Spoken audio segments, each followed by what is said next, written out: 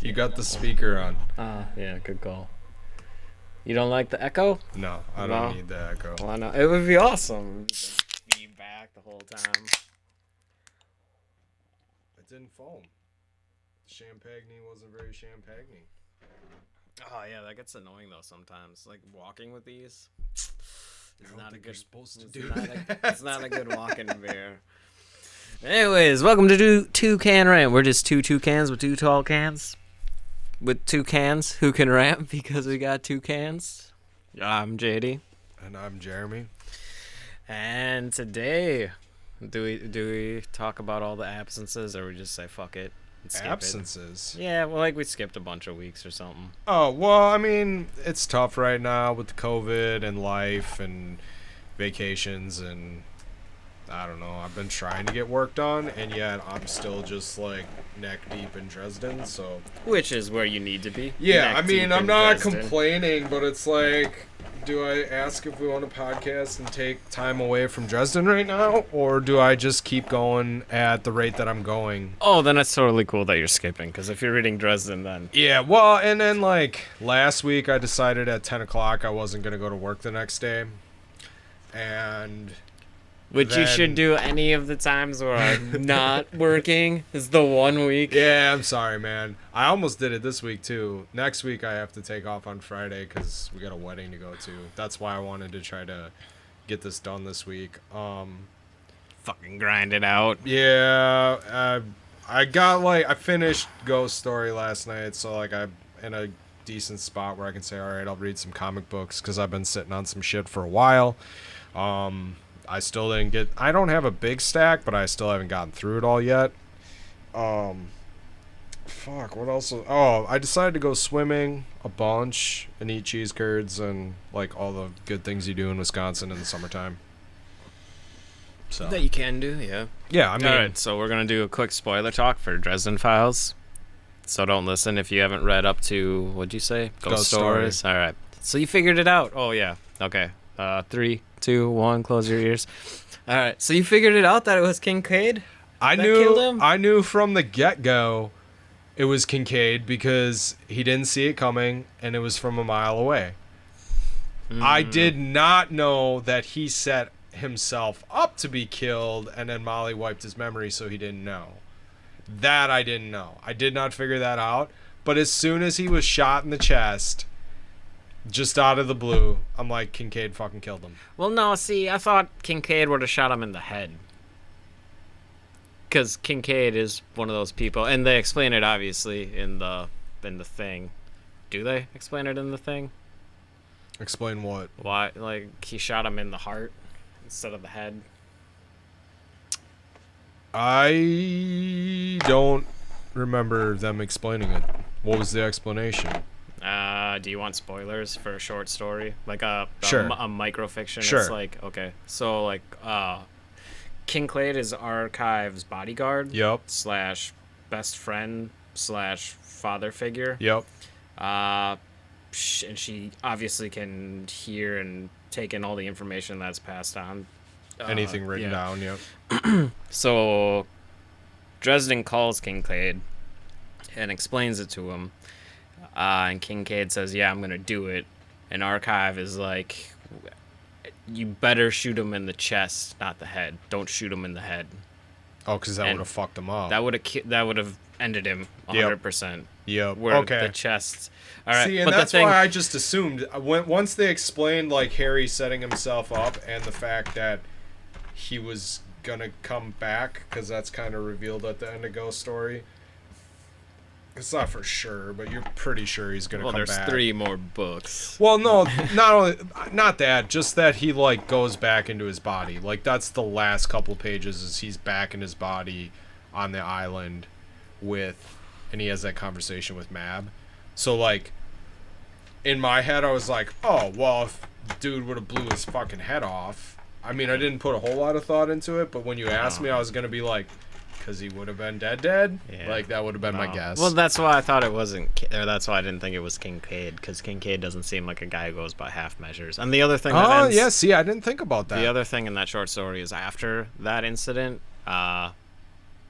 because there's that whole banter between those two about how Archive needs a driver because she's short. Yep. And at the end of that, she's like, I'm tall enough now, I can reach the pedals, so your services are no longer required. Oh, damn. Yeah, it's that serious. All right. So now I gotta read that story and take in all that. But that's it's a microfiction. It's like still. But yeah, no, I figured it out. Well, I mean, I guess it was a wild stab in the dark. But as soon as like at the end of Changes, when he gets shot and he falls into the lake, I'm like, fucking Kincaid got him. That's just what I thought. Oh. And then I started reading Ghost Story. And he's like, I gotta figure out who my killer is, and I'm like, it's fucking Kincaid. Like, he's the only one. Well, like that's what was irritating, because like it's pretty apparent that he might be the only one who has the resources. Although Macron could have done it somehow, but he didn't really have a reason to do it. Yeah, well, the only other thing was liver spots. Like, Harry kept thinking back to the die alone thing. But I'm like, But they killed liver spots. well, they did. Oh, but is he dead? He had his death curse. Mouse ripped his face off. And, Oh, yeah. and- Okay, but he had his death curse. That's what I meant. So, like, but at the same time, I'm like, that motherfucker would find some way to come back as a spirit and get in his face, because he's too fucking cocky. I'm like, the only one that makes sense to hit him from like a mile. It doesn't say a mile away, but like he basically got shot a mile away. It's 1,000 feet. Yeah, I'm like, it's fucking Marcone. Or, I'm sorry, Kincaid. We're talking about Marcone. Fuck. Yeah. I don't know. It seemed kind of. That was one of those one of the issues I have with the Dresden Files right now, is that I didn't realize that Harry is an unreliable narrator, and it's pissing me off. Like, there's the incident with the Billy Goat's Gruffs. Yep. Where he gets knocked out at one point. Yep. And it was funny because you had been talking about how they get knocked out, or he always seems to get knocked out. Yeah, all the time. And then that came into play where he got knocked out and shit actually happened while he was knocked out. And during that book, I was wondering, like, doesn't he have a blasting rod? Why is he not using the blasting rod? And then the crux of that entire thing was Mab removed his ability to shoot fire so the Gruffs couldn't find him. She also removed his blasting rod. Yeah, like his memory of it. Like, she hit it. But it was, like, to prevent... That was one of those things where, like, I feel very cheated when that happens. When information is withheld from you just for stories, so the plot can happen. Because if you know that, the plot can't happen. Is an irritating thing to me. I don't know, isn't that the whole thing about that mystery, though? Like, that whole mystery was the fact that somebody fucked with his head. That was, the council's heads were fucked with. That's where you find out... Oh, was that the same one? Yeah, that's where, Peabody... Is it Peabody? Yeah. Yeah, where Peabody fucking... And then... Oh, well, then you're that really all smart. happens. That all happens, and then they throw down on the island. And... yeah. Yeah. Okay. But Molly knew. Thematically, it fits. Molly knew someone fucked with him because when he was knocked out, not him. No, she did know it was him. Because when he got knocked out, she was like kind of fucking with his head and was like trying to talk to him because she sensed something was off I got that. at Michael's house. Then she finds out the fucking the warden bitch, what's her nuts. Same thing. Anastasia. Yeah, Wow. same thing. But yeah, that was the whole book of mindfucks. Yeah. So if you would have found out that Mab did that, It would, yeah. I mean, I guess you could have known Harry was fucked with, and it would have been okay. But then, I don't know, why did he have everybody's minds fucked in that book? Kind of seems like a cheap cop-out too. You know, like, oh, they're fucked with, so I'm going to have Mab fucked with Harry. It wasn't even... like Peabody, which Peabody was very, very fucking like, you need to fucking sign this. I need you to do this. And Harry's like, fuck that. I don't do that shit. And I'm like, yeah. I like his fuck you attitude. He's very much Constantine-esque. I know I talked about that last night too. Like, that's my fucking fix right now. Because we're not gonna talk about it, but like I read the next 2 issues of Hellblazer, and thank God they got rid of that one fucking dude. Like, Oh, his new I'm gonna love- get pissed off if we start talking about the SJW shit and the Oh, 'cause- inclusiveness of fucking comics. 'cause it's but in it there? fucking pisses me off. It's in I there? went back. Well, yeah, that's that fucking gay dude. They had to fucking throw that shit in there. Well, and John's homosexual now, or bisexual. They don't. At least they don't come out and say, "I am not bisexual. I'm gonna shove this down your throat. You're gonna like it." Like, it's not like that. They don't even. He just wakes up and is like, "Did we do something?" And the guy's like, "Could have not. Don't know." There was at least 4 pages of a piss conversation where John was commenting on that one dude's cock. Yeah. Like I said, he kind of, at least for now, exited stage left. And then there's a really good one shot. Well, you remember the kid, Noah, I think his name is, the mute? Yeah. There's a really fucking cool, like, I think it's just a one shot story. Wait, so that's the guy I thought that was a guy you didn't like, Noah. No. The mute kid, I don't mind. That's not the dude that's fucking with him. It's some other, like, new age wizard mage dude that, like, worships the ground John walks on. He looks like a hipster. He's got his flannel and his fucking weird ass pants and the beard and long hair and the man bun and all that shit. Like, reading it, I don't know. Reading it, I didn't put too much thought into it, and then we fucking talk about this shit, and I listened to it on the podcast that we listened to, The Comics Conspiracy. Shout out to them, even though I'm fucking pissed at you this week. I just don't want to hear it. And then, to fucking top all this shit off, before I get too pissed off, I'm just going to say I reread Death Metal #1, and I cleared my head of all my hatred to the world right now, and fucking all the political bullshit, COVID, Black Lives Matter, that's all important shit, but I cleared my mind of all of that, and I acted like a fucking 12-year-old boy reading a comic book, and that book is fun as fucking hell.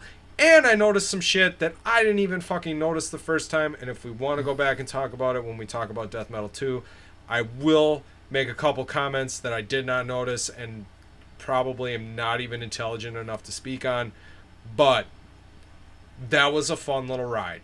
The jokes were good, the punchline, you know, the interaction with the T-Rex, you really liked that. I liked it a lot better.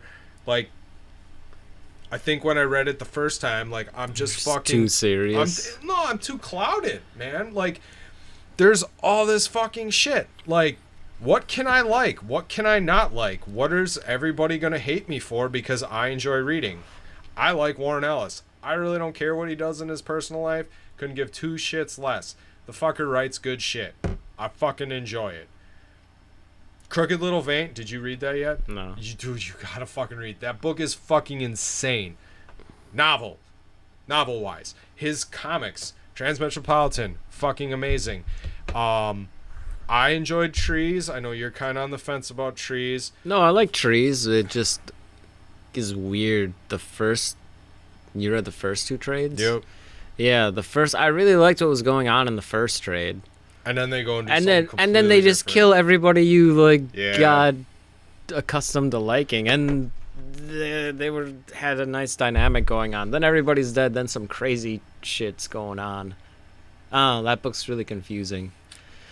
And then the third one's not even out. Is it even going still? Yeah, I think the third trade's coming out soon. Oh, okay. Then I think I might have to go back that. and. Is that the end of it? Then, or is know. he gonna keep going? I don't know. I know he was gonna put it on the shelf for a while. What was the one you just brought back? Stormwatch? No, not Stormwatch. Stormfront, Wildstorm. Wildstorm, fucking great. Still thinking Dresden, Stormfront. Batman's Grave, fucking awesome. What else? Like, there was him and Juan Jose Rip, whatever I gave you that you didn't read. That's fucking great. Like, the dude Starship Down? No, it was a trade. Blood Summer or something like that. Black Summer? Oh, Black Summer. Did I? Yeah. That one you should actually give back, because I did plan on reading it. Yeah. I just was trying to get all your shit together into one pile, put it in a backpack, and hand it off to you, because you were looking for shit, and No, it's all good. I'm really bad All about good. it. All good. Fucking Planetary. Like, Yeah, it's all good. this shit is really fucking good. And because now he might have done some stuff that's questionable, now I'm just supposed to stop liking it. The fact that they even have that conversation... I'm gonna fucking talk about comics conspiracy Yeah, again. so we can just go off on the death metal. That's cool. You want me to? But the fact that people If you need have to rant, you the can fact rant. that people have to have that fucking conversation about, should I like this? Should I not? Like, fucking come on, man. Like, I don't know if I said this last week, but Van Gogh could have been a raging fucking asshole for all we know. He was. Oh, He okay. was, he was insane. Okay, but his art's amazing. I don't hear any art people, oh, Van Gogh didn't like black people. Van Gogh fucked a bunch of bitches and never called them back. Van Gogh used his power to get women and use them. Nobody fucking says that. It would be interesting to find out how much Hitler's paintings go for right now. Like his original works. Like, they weren't the greatest thing ever. They weren't bad, though. But he's kind of a questionable character in history. People might still be paying pretty penny for that. People still listen to Michael Jackson. Yeah, Michael Jackson. The radio still plays Michael Jackson. Yeah, even though it's a trigger warning. R. Kelly. People still like R. Kelly. People still think he's innocent. Like, there is just shit that... Why can't you look at it for what it is? Like, I know Van Sciver or whatever, that's probably Ethan a little Van hard, Sciver. little harder because he's ranting on the internet and shit, but like, then don't fucking Buy his current work. Yep. Or buy anything that gives him money again. Buy used stuff. 2, and I've argued this point for a long time. You know, you got these shooters shooting places up, and it's a cry for attention. And yet, what are you doing? Giving them fucking attention. This is the same thing. That's starting to change now, though. Okay. Because they understand that there's a big push right now to not name names nor show faces. That's great. Here's an idea. If somebody is doing something like Ethan Van Sciver or Warren Ellis, the fact that you're discussing what he's done is just giving more power to the movement. Let me rephrase that. It's not giving, yeah. You're giving him press.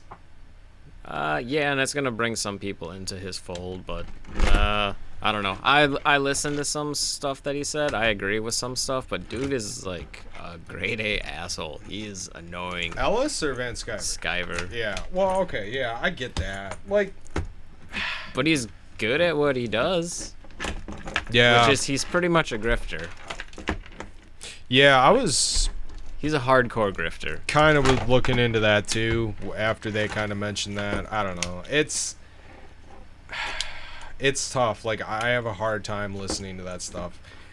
I may be an idiot by trying to stick my head in a hole in the ground, but like, I know I'm not a bad person.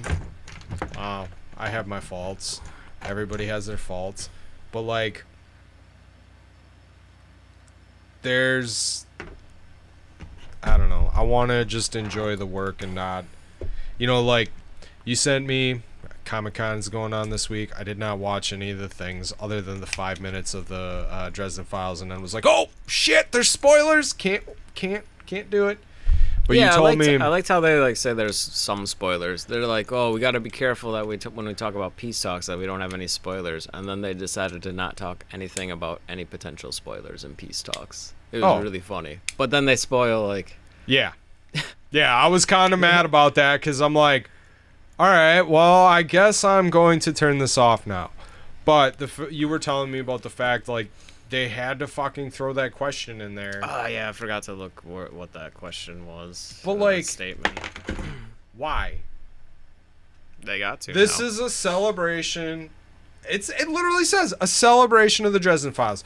20 years. A celebration. And you're going to bring that into it? So, like, we really like what you did with your entire story. We think it's really good. But what would you change to make it even better? Because, it's not as good as it could be, because it could have this other like your character could be a different character and it would be better. Dude, when you said that, I immediately am like, well, if Harry was a woman, half this book wouldn't exist. Half of the interactions within that book would not exist. You couldn't do it. Well, no, you could, but you wouldn't have the same story whatsoever at all. Yeah. So you couldn't do it. Yeah, like he said that the main tenets of Dresden is he would never hurt a child and he would never hurt an animal. All right, that's a good foundation for a character, but like there's all the other things that character does and says and thinks and interacts with other people and how they go about it. He's a loudmouth. He's a wise ass. Yeah. He will never give up, even when things are hopeless. He will stick it to the man 100% of the time. He likes his pop culture. He will joke when he's scared. Oh, that shit's getting good, too. Like, now that I know it's over 20 years and I'm reading not ghost stories. When I started reading Cold Days, like, there's some pretty good pop culture references in there. There are throughout it, but you can definitely tell, like, some of them are more recent now, and he's doing it more. More contemporary. But, like, he respects women. So why? That's bad, actually. Now. Oh shit! I guess you gotta treat him like. Well, no. So no. Here's the thing. Like, Murphy exemplifies the entire feminist kind of movement, but he does it in a good way. And you think, and Murphy is an actual human being, not a feminist first. Like when you think about Karen, you think of like a badass. Yes. Cop, a keto detective who can hold her own against the most crazy thing. Super smart. Yeah, everything. But it's not shoved down your throat. And it also shows the struggle of a woman in a man's world. Yeah, trying to be one of the boys. But and then you got let's ask him a question and corner him. And then who are like some of the most powerful characters in that story? Mab, Titiana, Laura Wraith, all women. And then you got Odin or Vandenberg. That whole fucking thing just blew my mind. Sorry, now we're on a different rant. I'm just like, is he fucking gonna go meet the god of war or what? And then that whole fucking thing just unfolded, and I was like, that was fucking clever as hell. Mm-hmm. Just the way it built up, and then, like, he's just, all of a sudden, it's like, boom, he has this realization that he just had a conversation with Odin, and it just releases. That was super cool. That's a super fucking cool scene in that book. It gets better with him. Oh, I believe it. I'm like this book. This whole thing, my whole Dresden ride. Like, I read the first book. I'm like, this is really cool. This is something I like. Book 2, all right, this is fun. Book 3, what the actual fuck is going on here? And then from there, it was just like, well, now you got me. And I haven't, like, there are books that have like really hooked me like that, but it's been a while since I found a new series that was like, oh. I don't read a lot of series books. I read a lot of just like one-offs. That's what I want is other than the series. Warhammer shit. You know, I've really got hooked on the Gaunt's Ghost shit, but no, series books are awesome. That's why I like that whatever Expeditionary Force. I mean, if done well, they're really good. Yeah. I think. It gives you something to look forward to. It really, like... Especially if you get that first book, and you're like, whoa, there's 20 more books in this? All right. I don't know, one of my biggest complaints with movies is, like, yeah, you get to know the character, but then after the movie, it's done. And then you got, like, the trilogies, and you're like, oh my god, this is awesome. And then you go into a book where you really have the time to get to know a character, and then you're like, oh yeah, there's 16 more books and some short stories about this, too. And you're like... all right, I can get behind this. Like, you actually get to spend time with the character. There is shit where there are days where I'm just like, I want to go into Imagination Land and just live there all day because I don't want to deal with my real life right now. Like, I I like the escape of books for that reason. I love comic books, but I like novels because I can just get lost in my own head.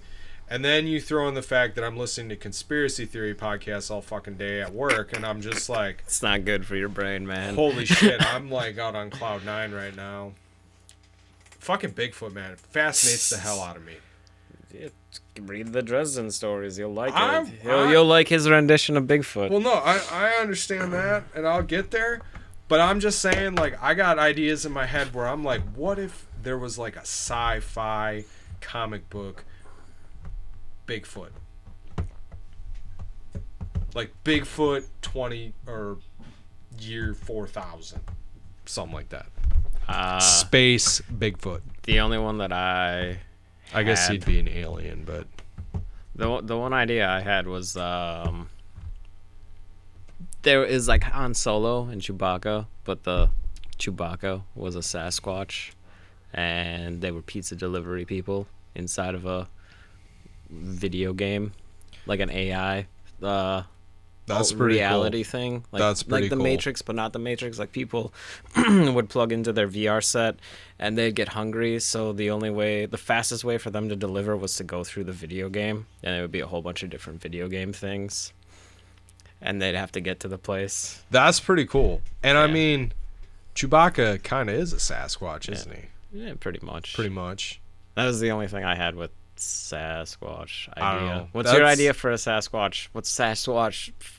No, 8400 I don't know. 40K. I don't know. I didn't have an idea, but like I said, I'm living in like this weird, like I'm reading a lot of fantasy right now, but I really like sci-fi. Like I love sci-fi too. Not that I don't love fantasy, but I'm like really on a fucking sci-fi kick other than Dresden. Which is not sci-fi. It doesn't get sci-fi. No, but like it's real world, like that's rooted enough in the real world, like kind of peeking like into the supernatural. Like if you look at it, like it's fantasy, but it's like not. It's urban fantasy. Thank you. I didn't know there was a specific name for it. No, but- you told me about it.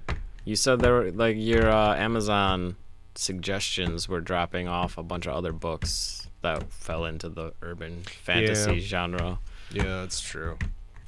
I was Barnes and Noble that was doing that, but yeah, They're interchangeable in my mind. yeah. Oh man, I don't know what I'd do with the Bigfoot 50,000 AD. I don't know. I think he'd have a spaceship, pretty sure. I don't know. I also was thinking about like they talk a lot about angels and shit in Dresden, right? Mm-hmm. So what if, and some of the angel, like, then I was like looking up angels, like, because I wanted to know if Uriel was like a real thing in theology, I guess, right? Theology. Yeah. If that was like one of the angels in theology, I mean, you hear about Michael all the time. Now all the ones that are normal, Gabriel, I can't think. I just looked at it today. What the fuck? But if you took some of those stories and then put them in the future with spaceships and aliens and shit, it'd be pretty fucking cool in my mind. Like, I had some pretty fucking crazy dreams last night when I fell asleep thinking about that. I'm like, what if this was all set like fucking 1,000 years in the future on different planets and with different creatures and beings? Like, everybody who does sci-fi like creates like, I shouldn't say everybody because I don't know, I haven't read everything, but like the stuff I encounter, it's like completely different. Like there might be religions, but like it's not like the Warhammer 40K series I read, like there's a lot about the Sabbath, and like they have their own religion thing, but like it seems like everyone creates their own thing. But like to take like theology as we know it and then fucking throw it like how many fucking years into the future with spaceships and aliens and different planets, interplanetary travel and technology and different things like that, it'd be kind of cool. But humans never evolved. Philosophically, religiously, spiritually, beyond like what we have currently. Yeah. Like those tenets still hold. Yeah. I mean, that is a little far-fetched. Nah, no, it could work. But like, it just seems like a cool idea. Like, even just taking, like, simple biblical stories and fucking throwing them way into the future. I mean, there's arguments the Egyptians were fucking doing some crazy fucking out there shit way back in the day. You take the fucking story of Moses and all that shit and throw it into the future, and now you're on a different planet with different shaped pyramids, and they're painting, like, I don't know, oil on their doors to mark what's that. a different shaped pyramid? I don't know. Yeah, good call. Good call. All right, I didn't think that through very much. But, like, they're painting oil on the doors so when the fucking ghost rolls through for the firstborn, they go past those houses. Like, just to, like, change it, twist it, put it in a different setting. Like, it's weird. Even, like, you go to something like the creation and throw that into the future. Like, God created this future where it's just, like, a completely mechanized world. Adam and Eve are robots. It'd be weird. Yeah. Right. You wouldn't argue that any science fiction story, like, or any story is stealing tenets of those pre-existing narratives and interweaving them. Oh, yeah. But you want, like, the actual... Yeah. Like, you want, like, David and Goliath to not be, like, a human and a taller human. You want it to be, like, a midget alien that's made out of, like, you want Swamp Thing, baby Swamp Thing fighting, like, a giant Sasquatch monster with tentacles coming out of its ears. I mean, I'd watch it. I'd read it. But you want the same story. Just it's just you want the Bible set in I space, guess dude. You could maybe this isn't something. You're onto something. You could make, like, the heavy metal Bible. You would convert so many people. It's just one of these things. Like, I never thought about taking, like, because those are, I don't know, like, simple things that most people learn about. I don't know. Like, we're older. I'm sure now, like, the fact that religion is kind of dying, like, probably the exposure isn't as big as it used to be, or it's different. Like, a lot of people are doing different religions and stuff. But, like, just looking back, like, I went to Sunday school, we did the shit, we learned the stories, Noah's Ark, you know, instead of fucking 2 elephants, a couple zebras, and some kangaroos, we fucking take, you know, some guy a couple people from planet Glork, and then a couple more people from there, and some Sasquatches, and we all load up on our fucking Millennium Falcon, and we fly off into the sunset. Seems kind of cool. I just never thought about it in that context. You're not wrong. I mean, So Battlestar Galactica, what's that? Trigun, Yeah. I mean, what's that weird ass Pandora, fucking? Or- What was that one? The Meta Barons? Like, that steals a lot of that shit too. yeah, You know, he's like a god. And, the Incal. yeah, that was weird. I liked Meta Barons better than Incal. I kind of fell off the Incal. I don't know if I'm gonna read the other ones. I want to, just to know the whole thing. It the Meta Barons seems pretty big, that whole series. Yeah, and they aren't cheap. No, hardcovers aren't. Mm-mm. But they seem worth. That Meta Barons one was worth it. Dude, that Meta Barons one. Even Incal was. The Incal was hard for me. The art is way different.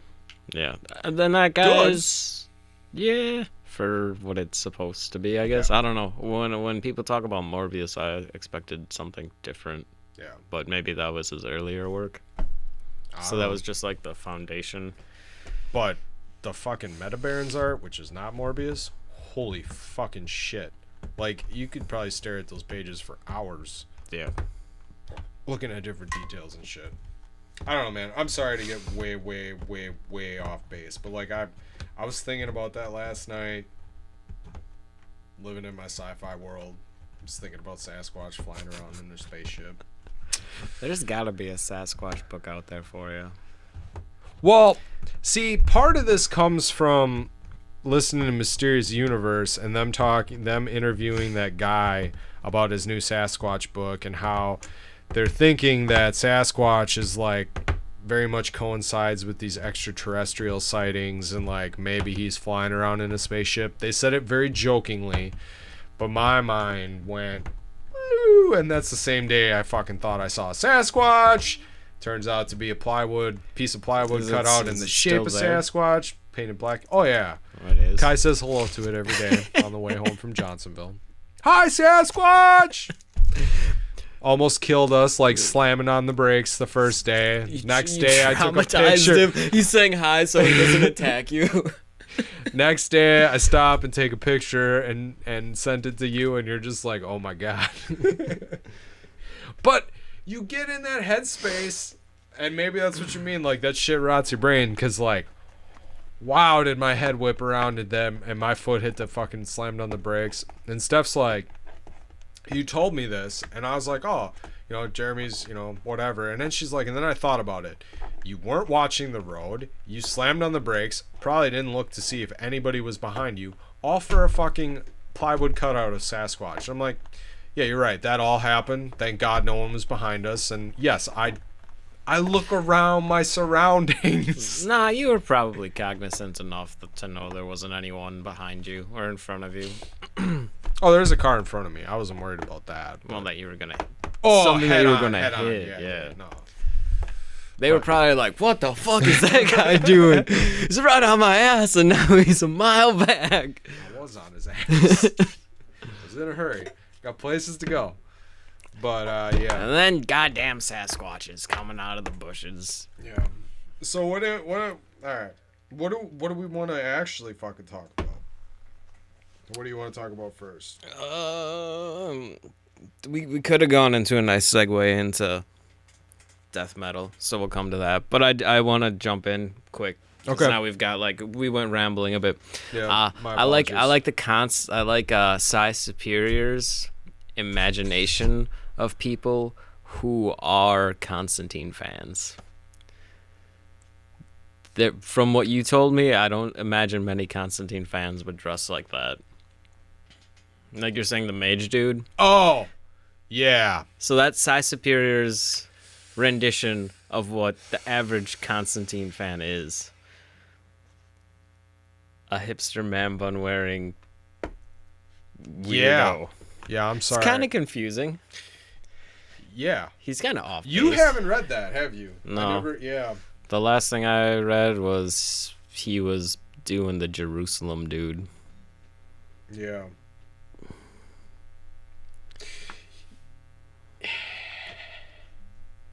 That does not do a lot of justice for the Constantine fans. No. No, I'm kind of upset. I mean, I could grow my hair out, get my man bun going. I mean, I had long hair. I never did the man bun. Nah, that's not fair. Because I think you and Evan said you were going to, disown me. We wouldn't be friends anymore. Maybe it was just Evan. With the man bun? Yeah, if I got a man bun. I don't think I ever said that, but more power to Probably. you, I guess. I don't know. Like, when I had long hair, man buns weren't a thing. You could have started a trend. I could have. You could have been the original hipster. I rocked the bandana or a baseball cap. Yeah, bandanas are good. Yeah, the bandana with the long hair. That way you could tie it around the ponytail. I was all good with that. All right, yeah. so death metal. Okay. I didn't take it seriously at all this time. Well, I did take it seriously right when I started reading it today, the second one. Yeah. And then I don't know what happened, but I just couldn't stop laughing. I thought it was the funniest shit ever. Nothing in particular. It's just so outlandish. It's insane. Exactly. That is exactly what I thought. I was reading it and I'm like, this is just fucking nuts. Yeah. I want to back up to Death Metal 1 yeah. just for a second. Because you got notes and shit too. Well, yeah, it's two different things.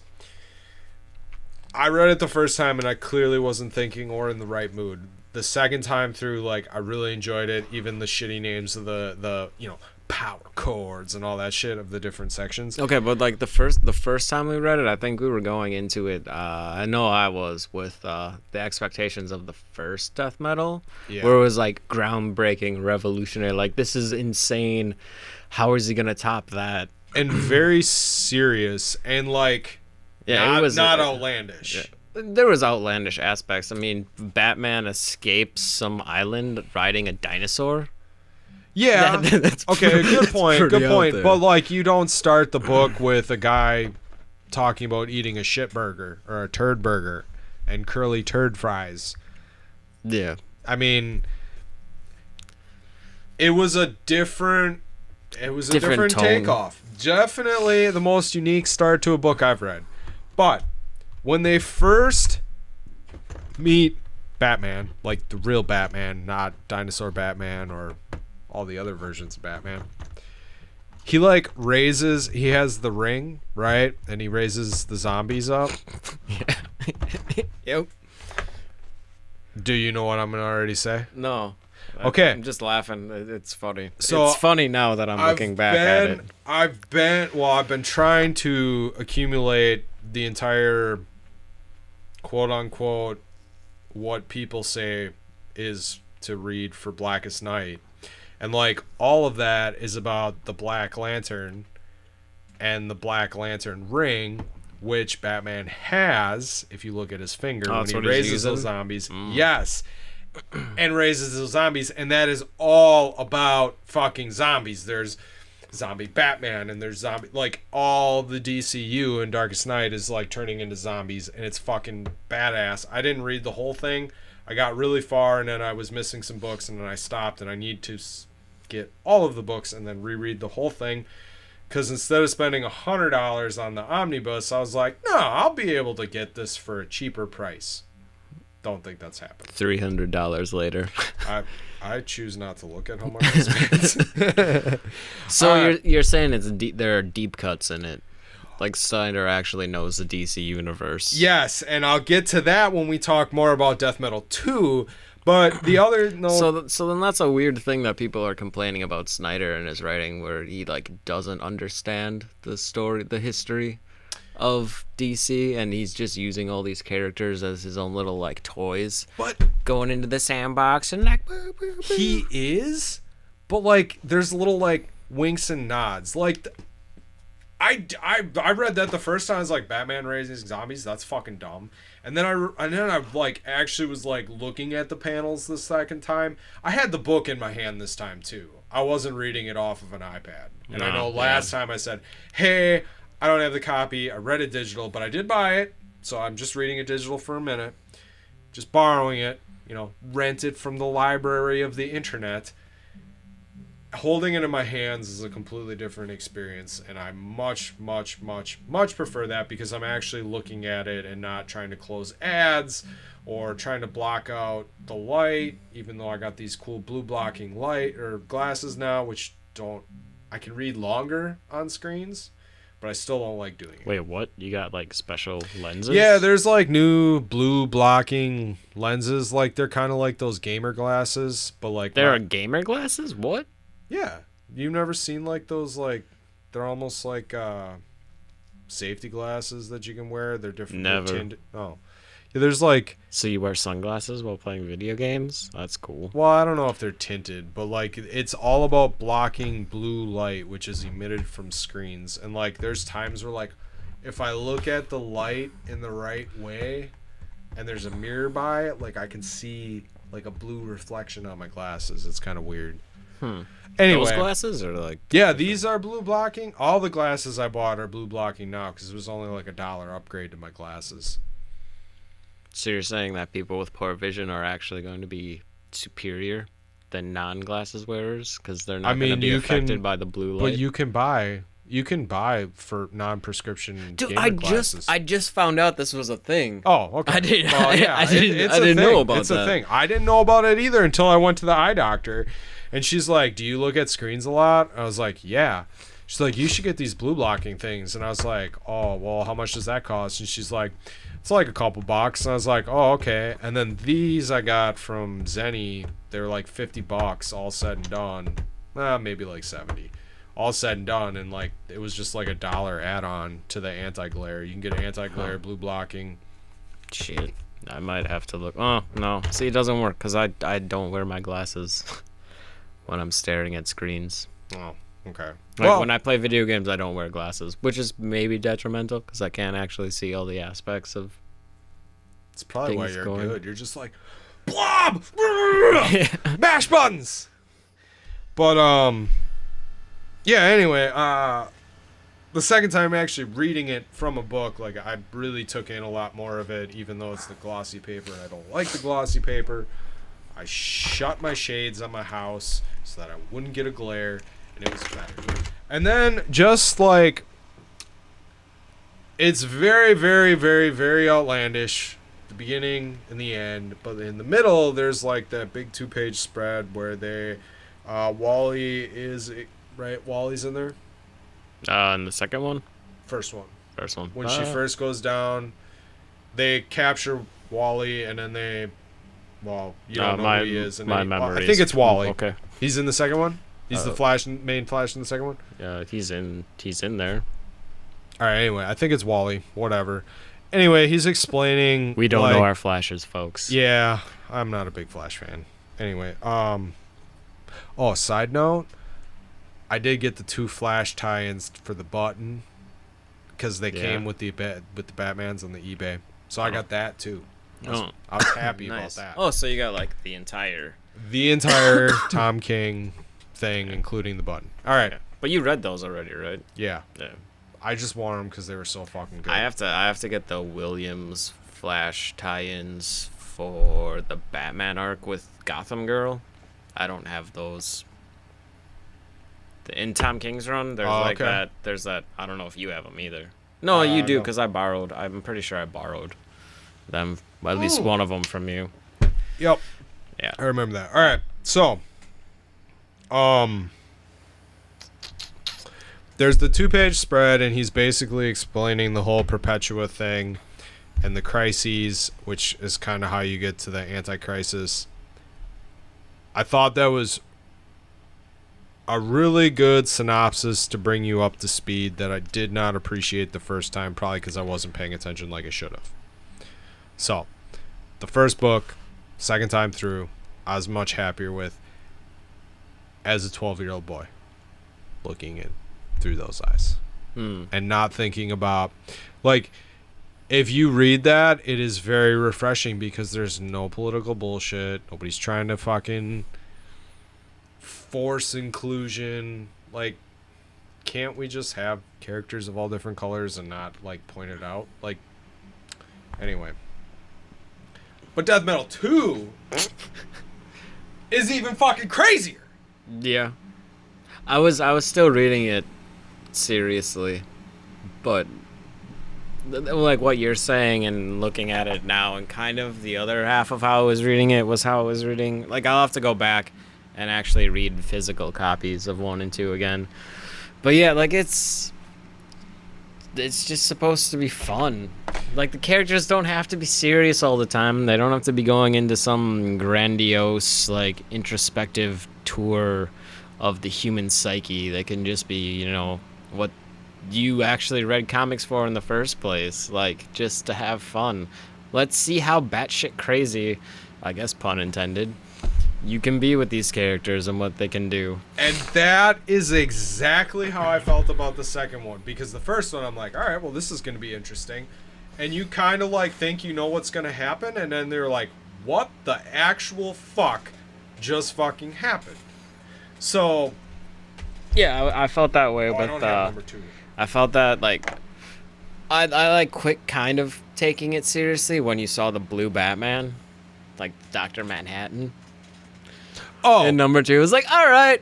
Yeah. It was like, okay. Yeah, when they implant the fucking Batman Who Laughs brain into Dr. Manhattan. Yes, that was fucking awesome. That's kind of where I just realized that, like, this is just going to be a fun ride. The It's other thing, fun ride, but also wink and nod. Number 1, I really enjoy that Jonah Hex is in this book. But when... because he doesn't get any respect nowadays. No, he does not. He does not have a whole lot of the books. last time he was in something, he might have been something else. He was in the Super Sons. Okay. The Adventures of the Super Sons. He was, like, there. They go to a Western world, and he's there, and he helps them out, escape. He's in it for 5 issues, maybe more. I'm surprised you haven't delved more into Jonah Hex, considering, like, that's some real weird West type shit but that you like. but it also is like old enough that it's kind of corny type shit. Yeah. I don't know, cause I watched the movie. I don't know why people hate the movie. I've never seen the movie. Oh, it's apparently the worst movie, or like one of the worst DC movies ever. I thought it was fun. I liked it. As you said, it's got all the things I like. Dude, speaking of movies, I watched A movie? maybe Whoa. half of Tank Girl. Did not realize Tank Girl was a movie. Have you seen that? No, it's a movie. I didn't watch it. It's kind of, I mean, it's bad. Don't get me wrong. Like, it's old and it's bad. But, like, they mix a lot of, like, comic type shit into, like, the in-between scenes, or, like, something will happen, someone gets knocked out, and then they go into, like, comic strip type shit. It's pretty fucking interesting for the time. Like, the special effects are terrible, the acting's terrible, like, it's pretty bad. We didn't finish it, but Steph's like, "You've never seen this?" I was like, "No." She's like, "I figured you would have watched this like 100 times over," and I was like, it's pretty cool. It was just on, I don't remember what it was on. Sci-fi. No, like one of those movie channels. We had like a free preview on Sling, but The only Tank Girl stuff I've read is the stuff Jim Mahfood drew. okay. I'm not a huge Tank Girl fan. I just liked his art. Apparently, she's a good character, but Well, yeah. All right, so a side tangent there, but much love for the Jonah Hex. But there's the scene where Batman is like conscripting people in the, I don't know if they're in a bunker or what, but he's like he's naming names, and then Jonah Hex is like, this is his power, and then he's like, all right, he's in, like he's raising people with his black ring. Uncle Sam. Dude, it's the fucking freedom fighters, Yeah. man. It's fucking badass. Like, that fucking, I didn't get to finish the series because I was like broke as fuck. I'm gonna pick those up at some point. But like the first 9 issues of Freedom Fighters, the newer version is fucking awesome. The Freedom Fighters were in Morrison's fucking Multiversity, fucking badass. Just, all right, Throwing that out there. Just throwing it out there. I've never read them. Just throwing that out there. Fucking awesome I like characters. how you're like all hating on the political messages, but then you're like, but this propaganda's okay. No. Hold on. Let me back that up. That's like old school, like fucking Propaganda. We want, yeah, okay. Fine. Fuck you. The characters are cool. The human bomb. Come on. It's pretty good. He fucking blows himself up. That's all he does. It's fucking awesome. Oh, the Captain Atom thing in #2 was pretty good. Or they just like run him over. That's now I'm remembering why. I just thought it was a joke. Yeah. Because you got this whole stealth operation scene going on with Captain Atom like wearing a gecko suit going through the grass, and you got talking about winning a war. That's hill the by colonel. hill. That's the colonel dude talking, or the guy who's got his bottom half cut off. Oh, well, General. He's narrating. Yeah, he's narrating. But I'm just saying, like, Yeah. you're seeing this unfold. Hill by hill, blade of grass by blade of grass. And then just gets run over immediately. It's fucking awesome. And then the bat, I don't remember what its name is. The bat car that can talk. Oh, I don't remember either. And but he's like, Swamp Thing I am the best car ever. And then Swamp Thing just like fucking smashes his whole front end in. Yeah. Oh yeah. Why is the funny bone? Why is the elbow yeah. called the funny bone? Oh, because it's part of the humerus. And then like, I gotta tell you, Swamp Thing, like that's a dad joke. Like, just fucking funny shit. Like, if you look at that, like, I really think this is them exercising like mass craziness and having fun while resetting the universe. Possibly, maybe, we don't know. Yeah. No, they are. But They are. They're cutting it down. It's kind of a refreshing take on it. Yeah. No. I mean, I'm having fun. The fucking Well, that was what was so good about the first run of it. It was just a lot of fun. Like, it was more serious, but it was way different than the superhero shit that I remembered reading. I was like, oh yeah, this is cool.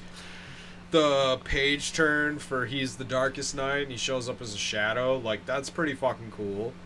Like, my mind's like, whoa. You didn't like that? Nah, it wasn't as well. I didn't have like a page turn or a proper page turn. He's now I was officially expecting- got the Robin King because the other ones are dead. Yeah. Oh no, that was a nice little dialogue between the two. Yep. And then the Justice League toy robot at the end. Dude, that's what you hit me up about podcasting right when that came. Like I had finished looking at that page. I don't know how I feel about that. It looks fucking dumb as shit. But it's also a giant fucking Power Rangers robot of the superheroes. I thought either Power Rangers or Gundam Wing, one of the two. Well, no, I thought it was Gundam Wing, but like it's more in line with Power Rangers because it's all the Yeah, like 5 robots connecting to combining be into one big one, yeah. robot. and like yeah, that's gonna look ridiculous when it actually goes into a fight. I think if you take a step back and be like, all right, we are in comic book land, right? And this is supposed to be like it's serious, but it's fun. It has really good so far. I think in we my argued opinion. it's not serious at all. It's not taking itself seriously one iota. Okay. So it's fun. It's funny. It has good like winks and nods to the DCU as well as other pop culture references. Cause like, dude, I thought You the shall same not thing. pass. I thought the same thing. I'm like, fucking Power Rangers, man. Fucking Power Rangers. Like, just What's even better about that was everyone always is complaining about Snyder. All he does is he always throws Batman into a new robot suit. And now he's like, you know what? Fuck yeah, I do. Do you think that they're like he's trolling people with some of this shit? Some of it, yeah. Dude, that's kind of cool too. I mean, you could argue that you are messing with like, I don't know, is it $1 million industry? Like, I don't know, it's a big industry and you're just like fucking trolling people. You're trolling, but people are still buying it Yeah. and reading it. Like one of the biggest named writers at DC, who's been established already, is doing crazy awesome stuff with the whole death metal or with the whole metal frat or what is it, Dark Knights? Yeah, Dark Knight's death metal. Yeah. Like he can fucking do whatever he wants. I'm gonna go and buy them. It's floppies. I decided next time. The death metal. But yeah. And tie-ins probably too. Just because fuck it. It's fun. I think I have all of death metal except for number 6 or something like that. I picked those up as I saw them at comic Oh shops. no! I'm saying this new run. I have the death metal. yeah. Oh, you don't have the first one yet? No. Oh, I wasn't gonna get them because based on what we talked about last time, we were like, it's kind of shit. It's not what we wanted. But do we know? Like, cause now we reread it and we're like, oh yeah, this is kind of what we want. if, like I said, like I really, really, really think that if you pay attention to everything going on in the news and you read your Bleeding Cools and your CBRs and listen to your podcasts and shit, and you don't actually go out and read it yourself and put yourself in the in an open frame of mind, well, you're gonna hate everything. And I'm probably gonna hate on something in a couple minutes. So there's that. But Ooh, exciting. well, I'm not gonna hate on it because I'm gonna finish that series too because it's interesting as hell in my opinion. But like, there's some things in there that Nitpicks. yeah, just anyway. But like, you get so caught up in that shit that I don't know. It truly is fucking having an influence on your opinion on things. Yeah, because if you're constantly getting bombarded by certain messages that has a way of permeating into your brain even when you want to go and relax, like you can't relax, and anytime you see anything that sort of hints at the thing that you're raging against or supposed to be mad at, it just kicks it up again and Yeah. like Well, and refuses everybody's to let go. you got all this SJW shit going on. You got all this Black Lives Matter. You got all this shit going on, and like everyone's like, comics, you're fucking doing all this shit, and I'm just like, But are they? Can Are we they just really? take a step back and just look at it for what it is instead of like you could argue. I'll kind of segue into it. I don't want to talk a lot about it, but you just got done reading Money Shot, the first 3 issues, right? Yeah. They've already. You don't want to talk about it? Well, I mean, we could talk a little bit about it. I just got the first 3. Yeah, I can't. I don't know where you're at, but they're on the planet with the aliens, right? They just boned the transgender alien goddess thing who is the war chieftain of that planet. All right. And now she has water powers. Her semen powers. Or it's orgasm powers. Yeah. So, And she's killing all the people who are trying to bring water for all the destitutes that are under her rule. okay. So, did you like the book? Yeah, it was good. It wasn't hentai enough for me. Oh. Yeah, it's definitely not that. I was expecting way more perversion than But- what I got. But did you feel like you were getting an LGBTQ 50 million other letters, whatever they're at now, shoved down your throat? No, but that's Or what the that's fact- what it was. Or the fact that one race was oppressing another race? Yeah, so like our entire your entire debate could have been resolved with that. Just saying Money Shot. So the argument I'm was just that saying, it's like- impossible to tell a good story promoting progressive agendas without shoving it down your throat and negating story. And we went through like a whole rendition about a bunch of different comics. You were saying something about like Black Lives. I don't know if you were talking about Black Lives Matter or just like black people in general. And I dropped some stuff movies wise, like Creed Yep. and the Into the Spider-Verse was one. And then I read an article about Bleach being the next day being a good manga, like the best manga for promoting how black people are just human beings too, which kind of goes without saying. But yeah, it's frustrating when the narrative is that like people aren't using them in stories as actual human beings, but then the people who are writing stories with them and professing this belief also aren't using them as characters or as human beings. They're using them as just prop pieces to sell their point. But I thought Money Shot was like it's all the progressive stuff, but there's an actual plot and story, and the characters are two-dimensional. And sure, yeah, they all fuck each other, but that is part of the narrative already. So like you go in knowing that. No, I'm just saying, like, I thought it. maybe everybody is just like so hypersensitive and hyper focused on it that things maybe are noticed more. Now, I know some people talked about X-Men, but like X-Men got to be shit. Like I was really excited about House and Powers of X. I thought it was good. And then they got into the books and I was like, what the fuck is going on? The X-Men leading up to that before. I mean, you had there's a big thing about Ice Boy, Frost Boy. I don't even know his name anymore because I don't Iceman. care. It's gay.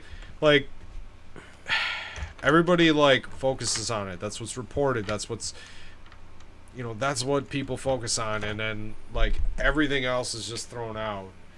I've never read it, so I can't really speak to it. Maybe it's not as bad as everybody's saying. Maybe it's a comic book. Maybe it's meant to be fun, like Death Metal.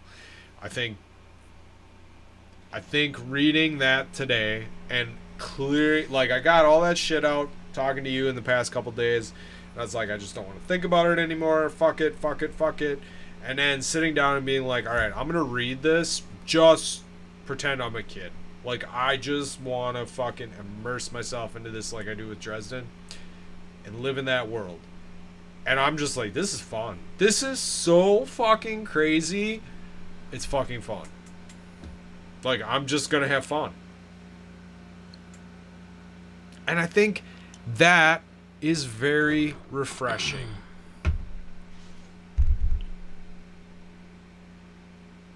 Not saying that that isn't being done in other books, but I'm saying just for me to do that with this book was refreshing. Yeah, there is something to be said about that. When you go into something with high expectations, you are going to be let down instead of enjoying the ride. It's kind of like the people not watching any movie trailers before seeing a movie. No, that's different. They already want to see the movie and they don't want to be spoiled by stuff. But their expectations could still be high. Like, very, very high. I don't know. I'm just saying, like, there are things that... Because I really trashed on it last time. I know. I was just like, this is fucking dumb. And you're like, what? The T-Rex? Like, this is... like I still think... I feel like we've kind of flip-flopped a little bit, but, like... No. In the context of everything, if I just fucking look at it for what it is, and you fucking... Like, this is a big story. This is what Snyder's good at, right? Well, this is what Snyder's been building up to for the last 2-3 years. But, I mean, we've talked about Snyder before where, like, he's a big idea guy. Or even longer if you include his Batman run and his detective run as all being part of this entire narrative. I never thought about the Batman.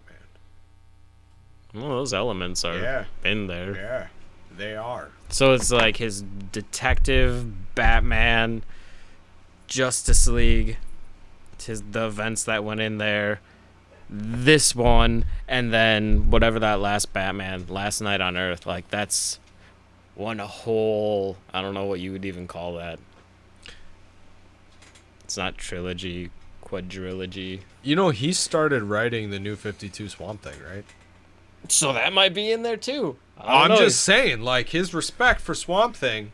I respect you, Scott Snyder, for your respect for the man. Oh, you think he's being respectful to Swamp Thing? I mean, the fact that he's including him, that's all. Like, not like,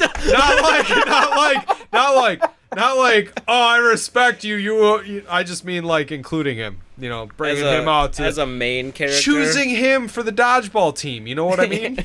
Like, he's always left behind. He doesn't have a book of his own. He was the last pick, but he's still in. I'll take it. I just mean, like, he includes Swamp Thing in quite a bit of his stuff. And I think that goes back to his...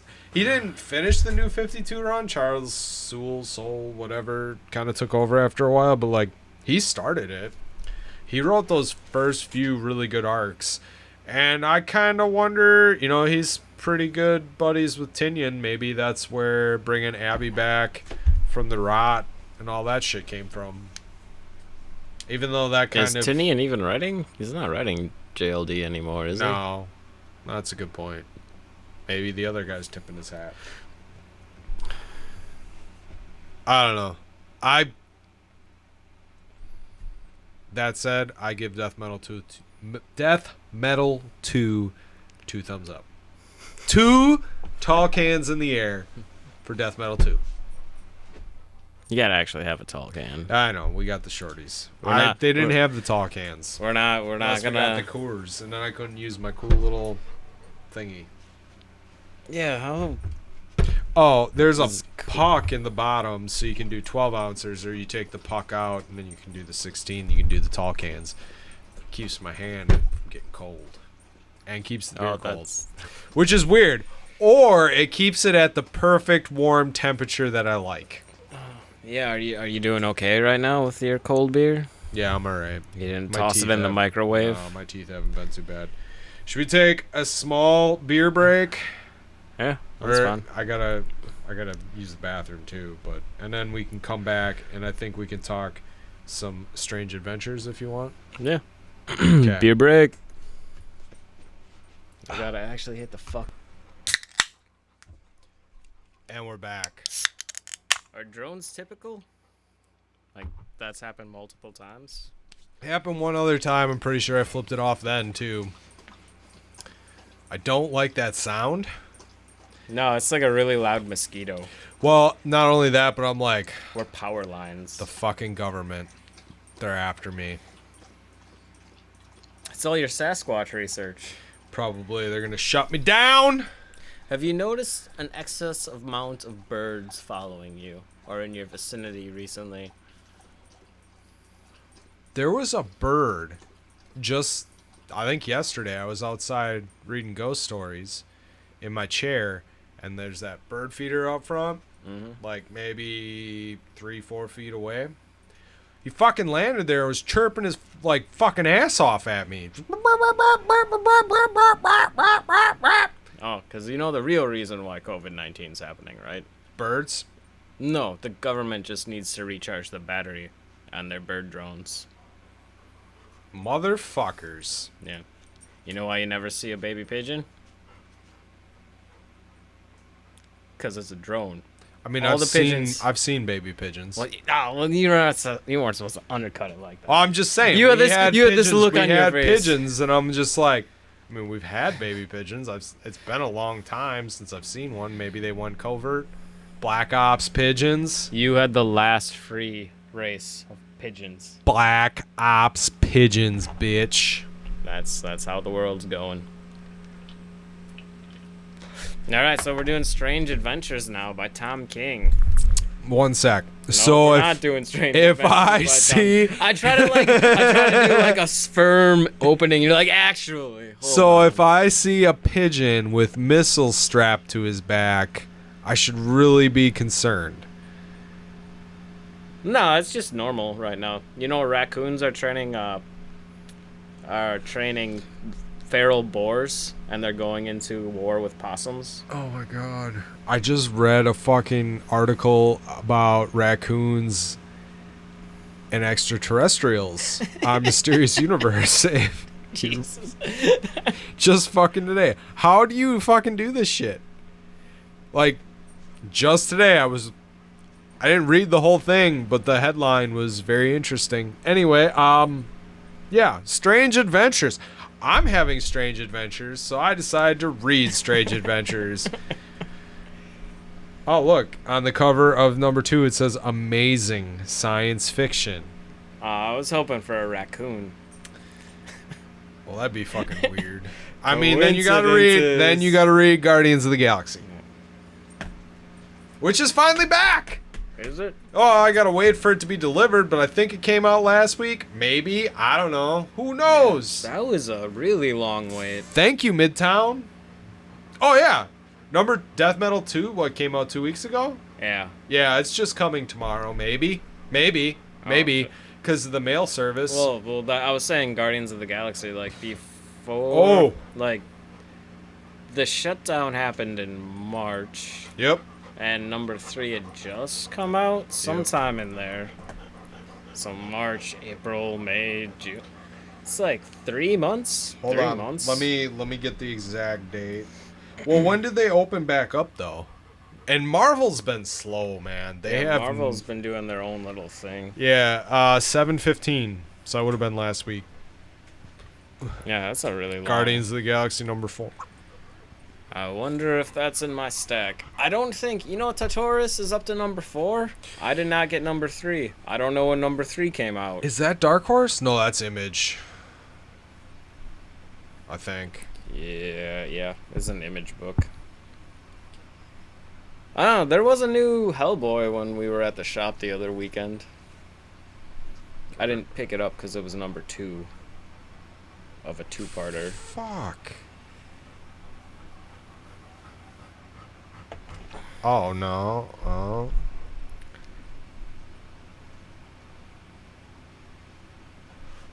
Huh. That's probably the number 2 that I need for whatever that is. That kind of sucks. Because I got the first one. I think that's the first one that I gave you. Because I bought 2 copies because I didn't think you had heard about it. Wait, you got 2 copies of it? I gave it to you already. I just gave one back.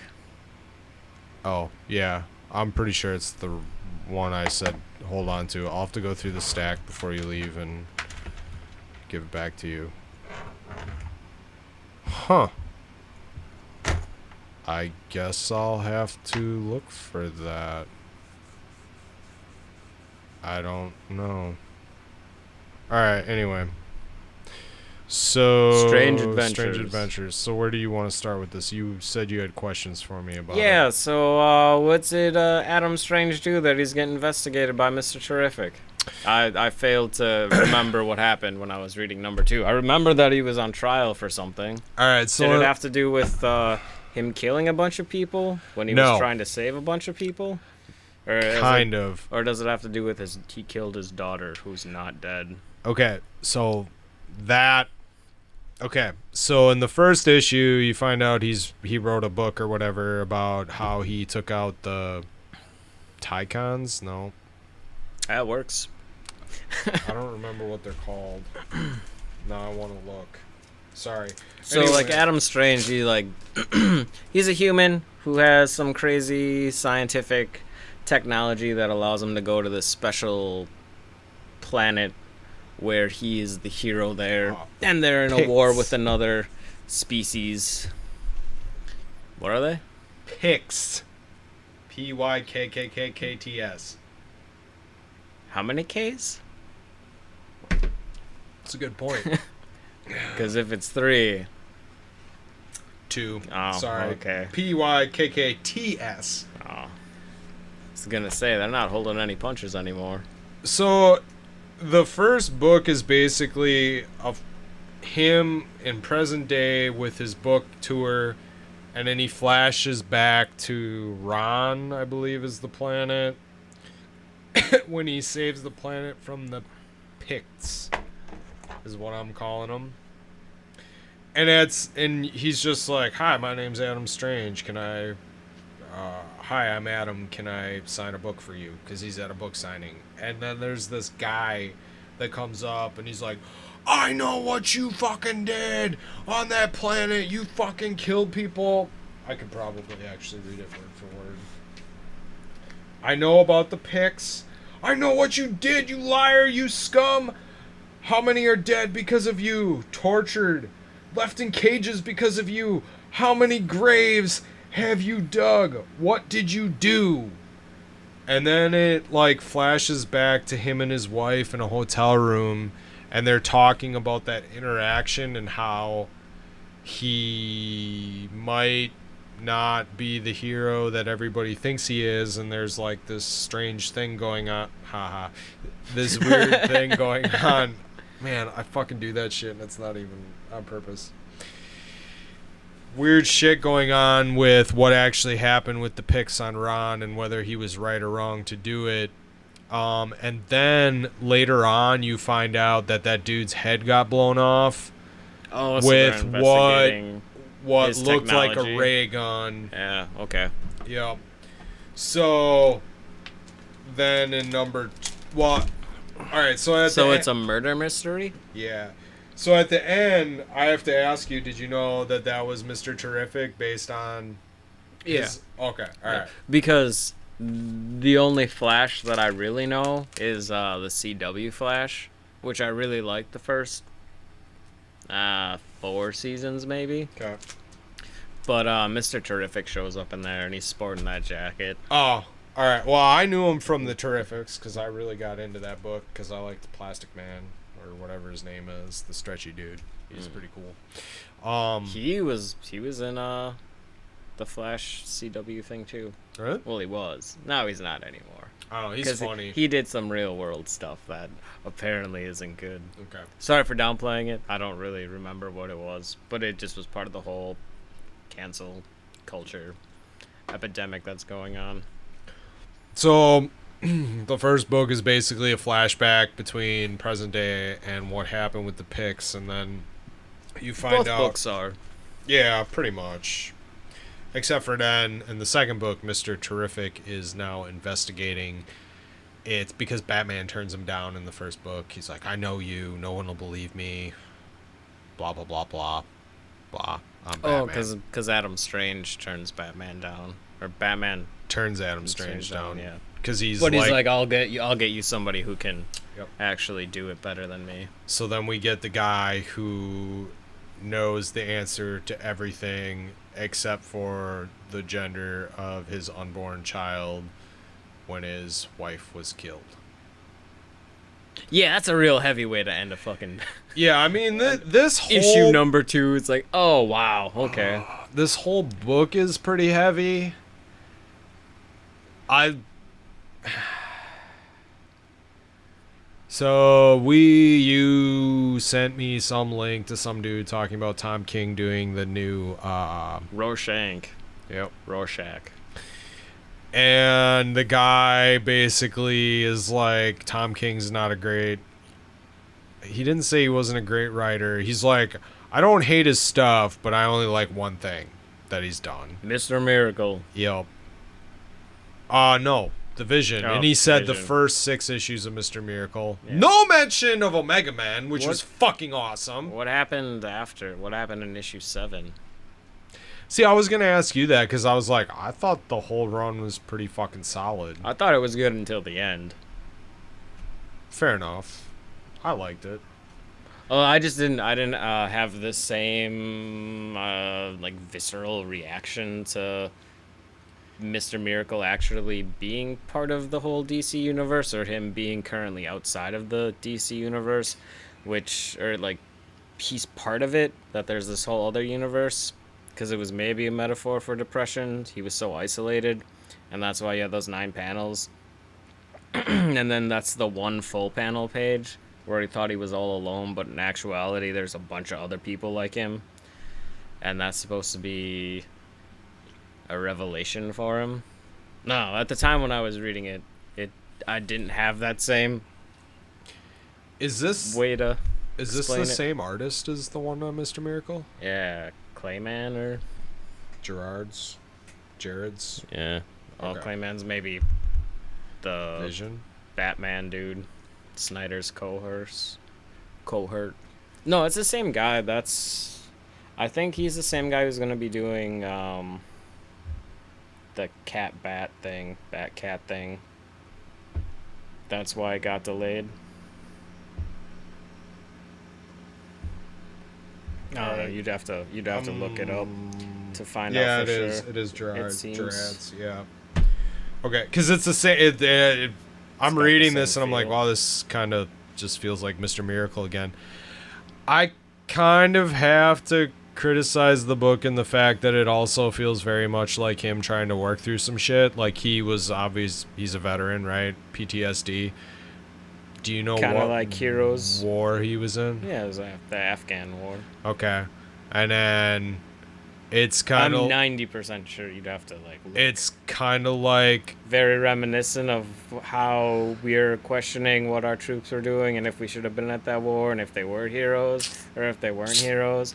Kind of like he did with Heroes in Crisis, and kind of like what he did with Batman, and kind of like what he did with Vision, and kind of like what he did with Omega Man, and probably what Sheriff of Babylon is about. Yep. So in that aspect, I'm like, all right, and now you have a third party investigating it, because if someone else investigated it, like, oh, I don't know, the government, we wouldn't believe them. And yeah, I mean, it's an interesting book. I want to finish it. Well, no, so that's the thing with this one. Like, I don't remember all the details, but that was also because there was a really long break in between the first one and the second one coming out. Yeah, this That's was not like that's not his fault. pre-COVID, post-COVID. Yeah. But like, when I was reading number 2, like I was thoroughly engrossed the whole time. Yeah, it's Like It's well done. His writing is engrossing. And you are able to tell the same story with multiple, if it is the same story, there's like you can always add new nuances to it and come at it from a different perspective to enlarge whatever you're trying to actually get to the bottom of. And he's just using different mantles to do it. And by using those different mantles, you're able to come at it from different places, because those characters already have established bearings in the universe that they have to navigate through that trauma. That only they can do it that way, because otherwise you can't get to it through someone else. Because, like, Adam Strange is gonna deal with heartbreak different than Batman, different than the Omega Man people, different than Vision. If we're saying that Tom King is only a one-note story writer, which he isn't, because I think there are differences. Like, there is that central theme throughout all of them that struggle to understand something, but that something is always different. Yeah. I guess my thing is this was blatantly obvious in the other ones I had to search for a little bit more. But it's a lot easier to do with Adam Strange because he's a war hero. True. True. So maybe it just fits better. So maybe after this one, like, he'll have found the answer and that he's looking for, if he's looking for an answer, or if that's just like other people whose opinions are like. So can I profit while I try to figure my shit out? Anybody want to buy my shit? Sasquatch 4040 coming soon. No, I'm just Do it. I don't know. It was a good book. Like, well, so far it's a good book. Like, I'm not gonna like remove it from my list. I kind of look forward to it. I got number 3 on the way. We're lagging because of Midtown. So if you guys, complain to Midtown, tell them to send my shit faster. It worked the one time. Yeah, it worked a couple times, and then they the mail is so fucked up right now, though, dude. Because everybody's fucking sending shit because nobody's going out and buying shit, and they're buying everything online, and the fucking mail system is so fucking bogged down. Like, Midtown sends it out at a decent time. It's the fact that it spends like 5 days in Illinois. Fucking Illinois. Get your fucking shit together. Must be some big hub down there. Just saying. You know it is. It's a crossroad. You've been reading Dresden. You know this. Yeah, I know. It's an intersection. I know. I just, I don't know. There was that theme that I'm like, all right, this is cool, but like, I don't know if this is what I want.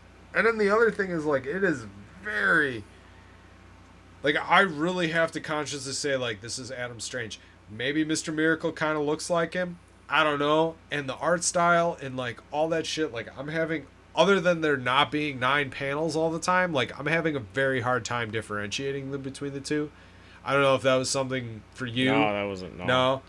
They seem like they seem very different stories because they are. There is the same background because there's a war and Mr. Miracle takes place on Acropolis and they're always at war.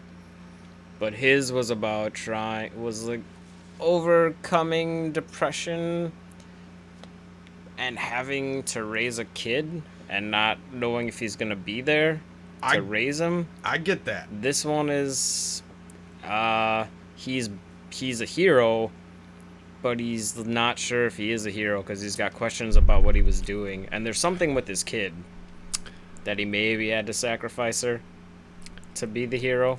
That's the note that I've been getting. I agree. Stories are completely different. Here's what I'm saying. The art style, like, basically the same, just not 9 panels. Well, it's the same. It's the same person. I get that. There are people who can do it differently. A little bit. I don't know. It just seems so. All right, anyway, red suit. Wasn't Miracle? His wife, Adam Strange's wife, looks very much like Big Barda. Yeah. What? Dude, she's got the same fucking hair color. They got different costumes. They got different costumes. Style. No, I'm not talking about Plus in the their flashbacks. size. I'm not talking their size-wise. Not even talking about that. You're saying when but they're just like when they're chilling? sitting in the hotel room, like it looks just like her. Like when they're just chilling. Yes. No, I totally agree. Like the other things, the costumes, like there's enough difference between that. But it's probably only in issue 1. She looks like fucking dead nuts the same. Maybe I'm just not remembering well. I don't have Mr. Miracle. Yeah, she looks so similar. Nah, she's shorter. Other and her than hair is that- more curly. Other than that, Maybe Mr. Miracle's short. I'm kidding. Kidding. Don't send the hate mail. Like, I get it. She's much bigger. She's Big Barda. I get that. It's in her name. I'm just saying, like, I don't know. It's good, though. It's a Black Label book. That's good. Is it? Yeah. No. Shows how much I pay attention to some stuff. I just noticed it today. It would, I guess it would have to be because it's not part of continuity. King doesn't do continuity? He just did Batman. Well, I was just gonna say, other than Batman, I don't know if Omega Men was considered continuity. I guess it was. It was New 52. I didn't even know Omega Man was part of the DC universe. I thought that was like a creator-owned thing. Oh. But it's part somehow. I've never seen them before. He did Rick Grayson, Dick Grayson, something.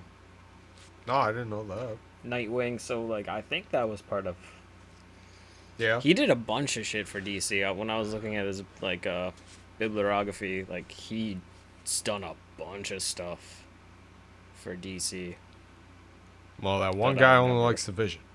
Yeah. And 6 issues of Mr. Miracle. But the Vision was so good. Not even the same company. Yeah. But like the Vision I read twice, back to back. I enjoyed it. I don't know I enjoyed it that much. That shit blew my mind the first time I read it.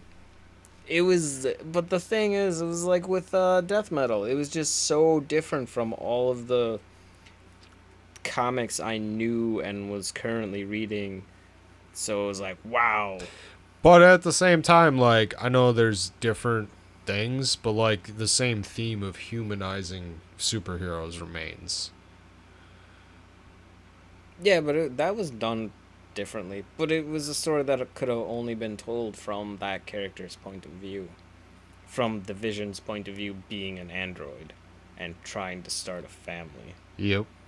And so yeah, it's humanizing the character. Or like deconstruction, whatever it is. Mr. Miracle's depressed. Which was a deconstruction of the character. And then Heroes in Crisis is a whole bunch of depressed people. Well, no, I get the argument, but then that's just a genre that King writes in. Yeah, fair enough. I don't know I don't know what the equivalent nerd like literature term is, but like that's the tone he just. I don't know. I've never read any other Adam Strange other than this, so I don't even know that much about the character, to be honest with you. Yeah, I only know Adam Strange from the show Krypton. Okay. Maybe we shouldn't talk about it. Well, no, we can talk about it. We just can't talk about it in the way that the scholars of DC Comics can. Let me go get my pipe, put some shit and smoke it. But it like fits your wheelhouse. It's science fiction. It's a comic. All right. But you're saying it's Wildstorm, Adam Strange. Wildstorm would be fucking aliens, man. Yeah. So well, there's aliens in this one. True. There's not an angry bald guy yelling all the time, though. I miss me some angry bald man yelling. It's a weird fetish. The good old days. I don't know, dude. man. So you probably love Bunny Shot then. Like that beginning part, there was just like the old angry dude getting like fucked by a giant Godzilla cock, something or another. I just like it because it's fucked up. I don't know what it is, but like weird fucking shit like that just trips my fucking trigger. No, that's a good idea. I liked it. It's a good idea, but it also kind of doesn't make any sense whatsoever. Cause, like, the porn we have now, like, is pretty desensitizing. But, like, we can watch porn with people fucking aliens. And stuff, like, pretty close. So, like, their whole conceit is that in the future, humans have seen everything there is to see in regards to fucking, and then they're gonna go into space to go see the real thing. Wait, so we can see people fucking aliens now? Yeah, we have the technology. It's all like 3D and stuff But it's right not now. a real alien. But they're set. I don't remember how far in the future. I don't know. Like, either. they're building AI fucking robots that can understand random alien speech based on a few instances of syntax and intonation of certain words to construct like the entire I do language. like that robot. No, yeah, it's cool, like mini shot. Yeah. But I'm just saying, like, if they have the technology to do that, they've had the technology to build the whatever they're called, like sex robots that can replicate anything. So, like, they're not. That fish dude isn't that far. That fish dude right there, we've seen fish dudes fucking humans in whatever that one, The Shape of Water.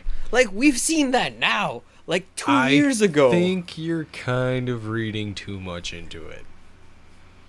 This is a point where you have to take a step back and be like, No, I can. do I want to have fun? I can or go. do I want to get critical about how realistic this is? I can go with Because the I mean, ride. you're talking about people going into space and fucking aliens, and you want to talk about like, well, I mean, that's not really realistic. I could already see that on my computer at home. But I'm saying the conceit of people funding them to go into space, which is the entire premise of the book, yeah, is centered around like people need to go see weird shit, weirder shit than the weird shit.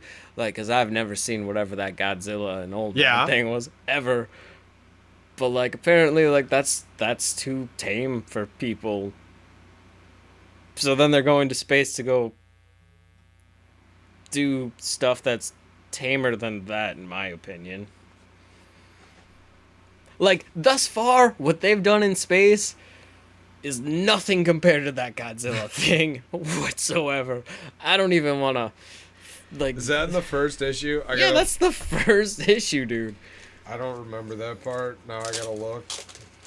Like, realistically, if they're saying that they want stuff that would, I mean, realistically, that this they're would not never see- happen. Well, no, if what people... Oh, if 2027. If people are desensitized and like they're going for the Godzilla thing, I think the first interaction between, or the first recorded video of the main protagonist and her estranged boyfriend is way... But that's like a dude in a costume. That's like a furry. Well, yeah, because they've seen the CGI stuff and it's not as good. They need that costume. Fair enough. I don't know, man. Fucking shit's hilarious. No, yeah, it's fun. The best part is I thought it was done with like the 6th issue, and like either last week or the week before, another issue came out. Like they were like, all right, this is the end of the story. At the end of 6, and then all of a sudden it fucking popped back up. I was like, what? They're gonna keep going. I was excited. Starship down, leaving me a little disappointed. Dark Horse, bring it back. Like, Sex Criminals did like the weird... Yeah, that needs weird to come back too. Come on, Image. Did like the weird sex stuff, I think, better than that one did. Oh, well, you want to talk about that? I think Sex did weirder shit than Sex Criminals. Really? Yeah. What was weird about sex? Like basically the huge whorehouses where you could do whatever you wanted, and like there was some pretty fucked up shit in that. I'd have to reread it. Well, you only read like the first trade or two. Yeah. Yeah, I've read all Because of them. you like that way more than I did. That's interesting. You like that way more than I did, and that was at the point in time where you're like, "Fuck Batman. Batman's gay." The best part was, But it's Batman. is I bought that Catwoman. book thinking it was Sex Criminals. I bought the first trade for you for like Christmas or something like Yeah. that, and you're like, you should read this. This is pretty fucking good. It's like a fucking Batman, but not Batman. And you're like, you'd probably like it because it's not Batman, but it's Batman. And I'm like, That's what I was whatever. like trying to get you Yeah, indoctrinated. yeah. And then you just like shamefully buy Batman and try to hide it. Oh, yeah. The Court of the Owls. That was the first thing I bought. Pretty sure. It's a good choice. I fucking that's like my favorite thing in the fucking Scarecrow probably takes the cake, but I really fucking like Court of the Owls and Raja Ghul. Wait, so you consider that's the thing about the like Batman villains. Like I don't actually like the Court of the Owls is a Batman villain quotation Yeah, marks, but it's not really in the but rogues gallery. yeah, Yeah. because like what do they have Talon. But is Yeah. Talon a single person or is it a mantle or like just a soldier? Because I got the sense that it was more or less a soldier. That's kind of what I got too. Although in the current Nightwing stuff, Dick gets turned into one of the Talons for the Court of Owls. Have you been reading it or what? No, I got caught up because it plays into the whole Joker War thing. Oh. So like after Dick got shot by that one Russian assassin dude in King's Thing, Yeah. he like lost his memory Yeah. and he decided to just be like a normal person, and then there was like a group of people who decided to be Nightwing again. But it was a group of people, so there was more than one Nightwing. Yep. So then Dick Grayson's like, I want to do that. So he became a apprentice to the Nightwings. and then somewhere in there, the Court of Owls, like maybe they reactivated the plan with his tooth or whatever that Bruce knocked out of him, because he was always meant to be a Talon agent. Or Court of the Owls agent as a Talon operative. Yep. And stuff happened, and then like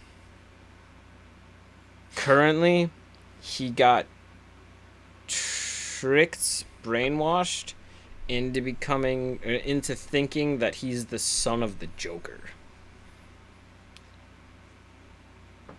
Okay. That's what's going on right now in Nightwing, and that's what's going to be happening in the Joker War. Just so you know. Thank you. Dick Grayson's because I wasn't gonna buy Dick all this Grayson's shit. Dick Grayson's gonna be the son of Joker for some reason, and he's maybe dating Punchline or he's like working with Punchline. Yeah, in Batman '94, there was like when Joker like hops on the phone with Batman, and there's like that interaction between him and Punchline. That was bad. I did not enjoy that. She seems very over the top and like not cool. I don't know. She's too try hard. Yeah. All right, so I didn't read her initiation story. I just watched a YouTube video explaining it. But like she is essentially the same character as that Constantine, like groupie wannabe dude, but for the Joker. Is how she comes off to me. Like, Yeah, I agree. she's like superhero, like, well, like there's like a little bit of like nuance in it, which is all social commentary. Like, so we've got this entire society that has been established based on our belief that heroes are the good people, and they're here and trying to make the world a better place, but yet at the same point in time we have all these inequalities and the world still sucks because there's that weird duology between like comic book universes and our current world, where like we're supposed to be using comics and these heroes to better our current world, but yet at the same time in that world they still have the same issues that we have currently, and nothing's been resolved.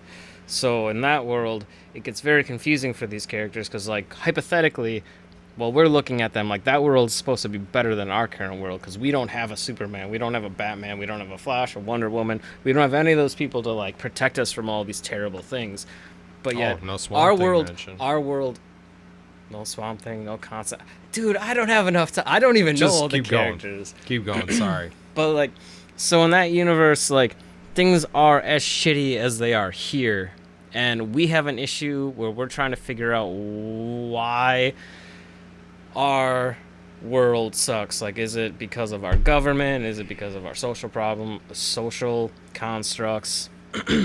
Is it because of our history, our viewpoints, our beliefs, our religions, like all the things, like, is it capitalism, is it socialism, like, what is our problem, why does our world suck? And so we can't really figure out what that is. Everybody's got different opinions, but in that universe, it's very easy to say, like, and points at the superheroes and like, you were the people who said you were going to make everything better, and everything is exactly the same. So that's why the Joker is a role model, because the Joker is like, no, everything still sucks. I'm gonna prove it to you. I'm gonna show you that you can't make it better, that everything is a joke. And so that's why everybody loves the Joker, and why he's so popular, and that's why Punchline wants to do it. She killed her own brother. That's her origin story. Because there was but this isn't new. Like, isn't that the whole point of... Like, Batman struggled with this for how long? Yeah, but now the Joker's got a new groupie. Oh, okay. Alright, so we're just adding another character into something that's already existed. Yeah. But they're adding a new character. Well, and by the way, fucking driving sales up to the point where I can't get a fucking copy. Yeah, because you get to see her nose and her mouth. That that issue is so great. Minus that, you could have left that out and I would have been like, this is fucking awesome. The whole crux of that issue is oh my god, way better than Punchline being in it. Yeah. No. And I'm still okay with Punchline existing. I'm just disappointed that her origin story is just like, I really like the Joker. I'm gonna be the Joker version 2.0. I mean, especially from Tinian. Minus that, and just even not knowing all that, she's not that great. Your name's Punchline, and I have yet to hear a punchline. Like, there was a point where, like, Joker, I think somewhere in 94, like, he, like, trails off, and she, like, chimes in with the dumbest line ever. And I'm just like, so your name is Punchline, and you can't come up with, like, a good jab there? It's just like, oh, me too. Like, no, really? Well, maybe that is the joke. Like, so you're not funny. So, I don't know. Like, the banter between the Joker and Harley Quinn is something like... Well, no. Here's the thing. You have to juxtapose the conversation that Punchline and Joker are having with the conversation in the same book that Tinian is writing, is putting in the mouths of Catwoman and Harley Quinn. Their banter while they're going through the sewers, while they're fighting the bad guys, is refreshing, is fun. We both said before that we want a book about, like, with those two being together and doing stuff. And then you got the new character who everybody was raving about, who's like, meh. Yeah, I'm not impressed. I'm more interested in everything else but her. And, like, maybe she'll come around and be important, but other than... She killed Harley. A whole lot. Well, yeah, Harley. I get that, but... Killed, quotation marks. Because comics. Yeah, and then fucking stole the Wayne accounts and all that shit for the Joker. Yeah, I get that. I don't know, it's dumb. That is the most forgettable part of that book. My opinion. What, Punchline? Yeah. Like, I really couldn't tell you anything about her interaction with Catwoman and Harley. I don't remember that. I remember a lot of the fucking shit. Catwoman and Harley going through the sewers and fucking getting to the accountant's place and all that shit. No, her Punchline's whole thing is just that she's better than Harley Quinn, and she's gonna prove it. Well, she better work a little harder because she fucking sucks balls right now. Yeah. My opinion. Like, for all that ranting and raving, it's just like, oh my god, a new character in the Batman universe. Boo! But you Take got to my money. You got to the cold room, right? Yeah. Yeah. Okay. So, I'm really excited about this, just by the fact that the Penguin saved Selina. So that throws like the whole thing that the Joker was saying to Bruce about how Catwoman left him alone when she actually hasn't left him. Like, she was rescued Oh. and she's gone to the cold Yeah, room. I thought and about like that too. and shit's so fucked up. All the top tier villains and lower tier villains Are on lockdown. they're like, yeah, we don't want to have anything to do with what's And about to you're go not- on. You're not leaving, Yeah. which is going to be a real struggle for Bruce. Yeah. Oh no, like that. I don't know. That's what got me super excited, cause I agree. Tinian's got a fucked up mind. I think he will be able to like make this Joker war something like more sadistic and sinister than I'm hoping. I don't know how he'll do it, but it'll be like more fucked up than the whole Snyder thing where he's got the entire fucking Bat family sitting around the table with their faces covered up and the dinner trays covered up, and he's already cut off his own face and he's like, I'm gonna be feeding you guys some stuff. That was fucked up. So like, if Tinian can top that, I'm all for it. Well, in the depiction of the Joker in his run is good as well. Yeah. He looks sadistic as fuck. Really enjoy the art in the book. Yeah, the art's not bad. I enjoy it. The depiction of the Joker's fucking great. It's different. Is that different than King's Joker? I think so. From what I remember. Yeah. Yeah, so like the only thing King did real well with the Batman was he wasn't having Joker as a central character.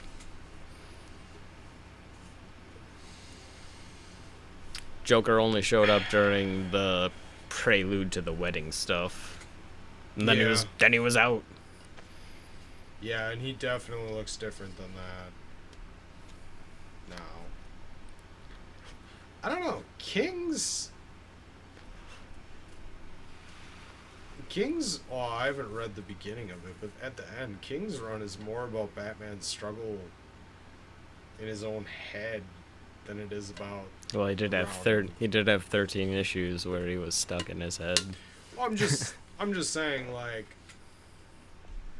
after the wedding, which is where I picked up and know most, like. And you didn't get to the best part. King's Run is way better at the beginning. Yeah, well, I'll get there. I read the fucking shit with Bane because you were like, oh yeah, it's Swamp Thing's in here. It's like, oh, fucking sweet. And then I read the whole trade, and it was good. I'm just saying, like, No, so that's a thing. That's a thing. King was allowed to just do King stuff instead of listening to an editorial staff. I think if he would have been forced to listen to an editorial staff and continue on doing the Batman he was doing, you'll have to let me know once you get there. If he was forced to continue doing the Batman that was selling all the books pre the wedding, his run would still be going on and would live on longer than it's going to currently. Because like the story, the first 50 issues, like, there was still a struggle, but it had more hope. Like, it wasn't all depressing. Like, yeah. like when you read it, you weren't depressed. You were excited and hopeful, and like I even told you, like this is how Batman should be. This is what Batman means. This is why people love Batman, because you can always do better. You can always overcome the obstacles. The shit that Snyder like tosses in, explaining who the Batman is and why he chose the bat symbol, like always going to greater heights. Like that's what Batman is. It's not Batman punching God in the face. It's not Batman being depressed and trying to figure out why he's inadequate. It's Batman. Even when Batman's about to die, he's like trying to. He's doing the right thing because that's what he's got to do. Because nobody else is gonna do it, so he's gonna do it. The soaring higher. I mean, that's commented on in death metal too. Yeah, that's what I was saying. The Snyder thing. Yep. I mean, I think he does that. I think Snyder's run of Batman was that way though too. With the New 52 run. Until he had Gordon being in it. Which was amazing. Dude, it's fucking Yeah. bad. Everybody gets... See, that's the thing. Everybody gets so bent out of shape about shit. Give it a fucking chance. Oh my god, Bruce Wayne isn't Batman right now? What? Fucking see what happens. Comics Conspiracy was just talking about like some, like, I want to say it was called Gotham PD or something like that, some book. Not even about Batman, just about like the police department dealing with fucking shit in Gotham. And they're like, that's such an amazing fucking book. And it's not even Batman. Yeah. Yeah, but that's like the entire Gotham, the Batman universe is an interesting place to be. Like you were saying with the Dresden Files, like you want to get into that world. Yeah, I've never felt that way with Gotham though. Somebody has. I mean, considering there's Detective Comics, there's Batman, there's Batgirl, there's Nightwing, there's... No, I get it. What do you mean? You've got, like, Batman Incorporated. You're reading Batman's Grave. I like it. Like, detective stuff. I like it, but, like, I don't ever, like... So you're saying you don't like to see the different facets of the onion? No, I'm not saying that. I'm saying it's harder for me to put myself in the world when there's pictures. Like, I don't ever... No. We're not talking about pictures. Like, just the concept, like, there's a universe, there's a world, and there's, like, multiple different living things in there. You were saying that people were excited about the Gotham PD going about stuff, and I assume that you were saying that you thought it was interesting, too. Like, the notion. It sounded interesting, yeah. I'm just saying, like, people got pissed about fucking Snyder's Batman run because Gordon became Batman for a while, right? Right, Like, but that is their major thing. That story wasn't a bad story. No, that's one of my favorite parts about that run. I didn't care about the whatever the fuck Bruce was doing. That was dumb. Like, oh, I lost my memories, but I'm gonna be a philanthropist. I thought it was interesting. I thought it helped explain some of the shit that was going on. That's fine. What was before that, though? Like, it wasn't Ground Zero, but what the fuck was it? Oh, Year Zero? Year Zero. That was fucking cool. Where he was fighting against the Riddler? Yep. Yeah, you didn't even read about Kite Man. You don't know about Kite Man. Do you know about the War of Jokes and Riddles? From Tom King's run? I mean, I've heard of it. I know you talked about it. I'm sure I'll get there. Yeah, it's like the same kind of concept. Because I think it's mandatory if you write a run of Batman, you have to do like a year one story, a year one story. All Maybe because I've of read it. When is it? All because of Frank Miller. Yeah, it's before 50. Well, yeah, I've read the first, like, 16, 17. Is it in there? It might be after that. Oh, okay. I'll get there. I gotta finish fucking Dresden, dude. Like I said, I got a fucking stack. Like, I want to fucking plow through Batman. I want to go back to #1 again and go all through it again. I got fucking Warhammer 40K. I got those fucking other sci-fi books. I got 2 other books sitting on my shelf that Kai got me for Father's Day, which Lucifer's Hammer and the Ring or something like that. Sci-fi shit. What the fuck is Kai getting into? How is he getting that stuff? He's what, like 7? Well, Steph there's no him. way he should. No, she looked up. She looked up what other people like. She kept asking me like, "What are you reading? What are you reading?" I'm like, "It's the fucking Dresden Files." So she looked up what other people read or recommended who really liked the Dresden Files. There's like, she got me 2 books. He got me 2 books. Yeah, yeah, I know. And a grill. I should have you over for grill foods. Because, like, my grill game... For grill foods? Dude, my grill game went from, like, here to here. I'm making jalapeno poppers. I'm making Mexican street corn. Fucking grilling up the shrimps. The bell peppers. The jalapeno peppers. I'm doing it big. Nice. All right, side note. Anyway. Back to the thing. No, like, I get the different facets. Like, when you said, like, crawl into that world, like, there's not enough room for me to crawl in. Into Batman? Yeah, I mean, like, in my head. Like, I can read it and I can enjoy it. But, like, I can't imagine shit. I have a hard time, like, imagining different stories with Batman where, like, Dresden, I could think of, like, 50 things he could do. You know what I mean? Like, there's more room in my head to visualize my own shit. Speaking of which, there is a point where he says, "I hate hats." Yeah. Which is kind of funny because he's always got a hat on the cover. I know you asked me about that. Like, have you encountered anything about hats? And I wanted to bring that back up.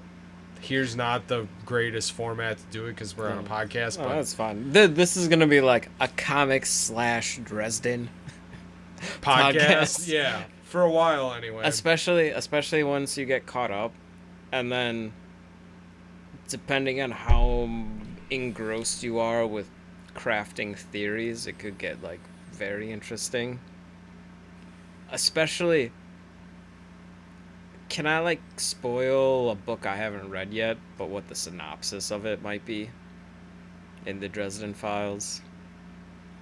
Okay. Like, this is what book? What book are you? They're on, like, book 17 right now. Mm-hmm. And book 18 is coming out. So, like, this is gonna be book 19. No. This is, like... No. I'm on book... No, there's 16 books out. Currently. Yep. With peace talks in it. Yep. Okay, so this is, like... So, 17 is gonna be Battlegrounds. 18 is gonna be...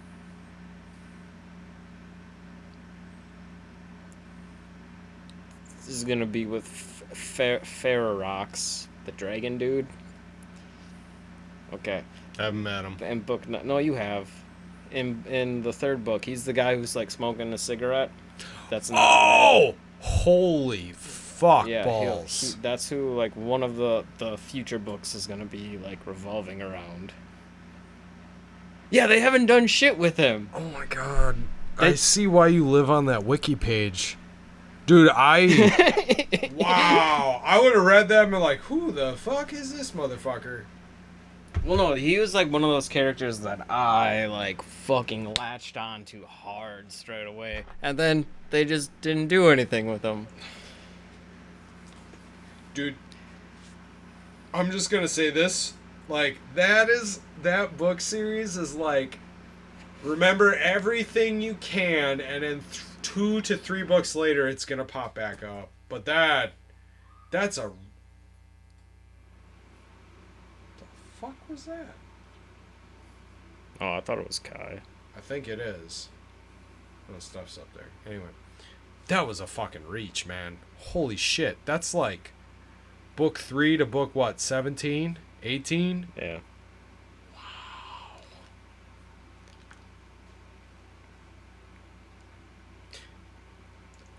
that's also part of the reason I really like this book.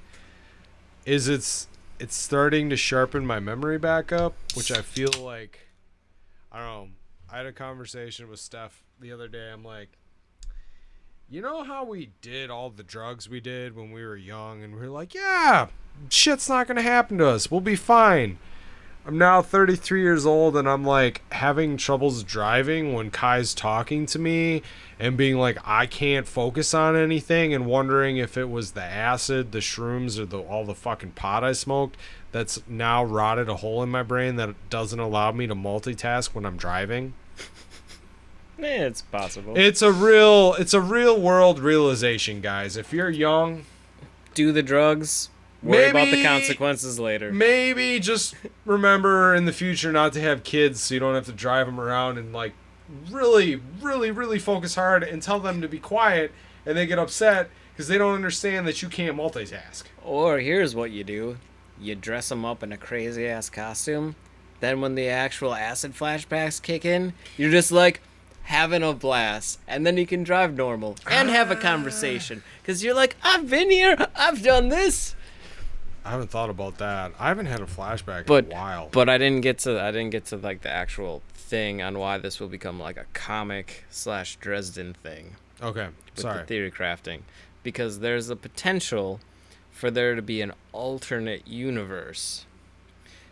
You remember when Macron saved Dresden that one time in an alley, and guard was like, you weren't supposed to do that. He was supposed to die here. Now you've changed everything. Is that the one where the building burns down to the ground? No. That's when he almost gets his ass kicked outside of the bookstore, right? Yeah. Okay. Corpse Taker, the other dude, yep. Marcone, yep. Remember all that. Okay. Yeah.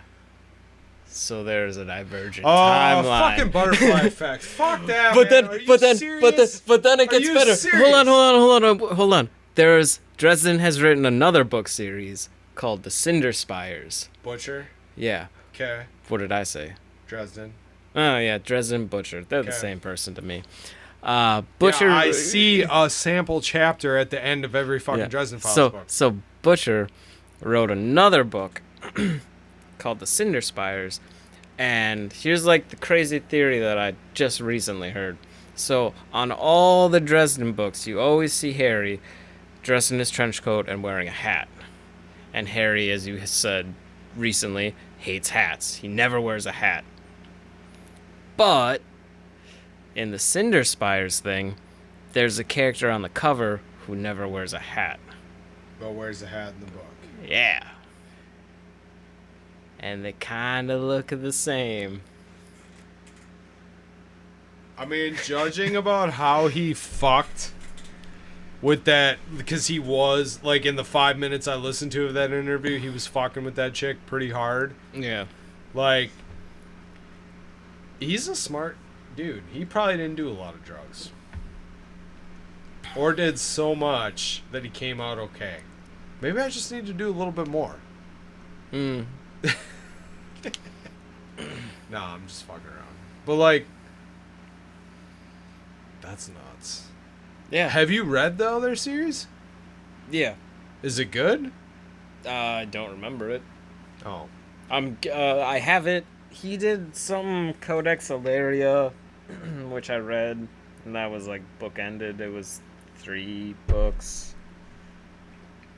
Is this other stuff good, is all I'm asking. Oh, it's good. It doesn't have the same sticking power. I'll stick with Dresden. Like I said, man, I got a fucking huge stack. But no, you'll have to, like, the Cinder Spires thing, it's only 1 book right now. Now, after he finishes Battlegrounds, his plan is to alternate between the 2. And there's maybe a very good reason for that. For that alternating. Fuck. But it's gonna be 1 book a year. Maybe 2 books a year. I'm sure he can fit it that better into... be fucking $2 a year, god damn it! I have fucking when did I start? I did not start reading that until we were walking in the woods, so it had to have been April or May. Yeah.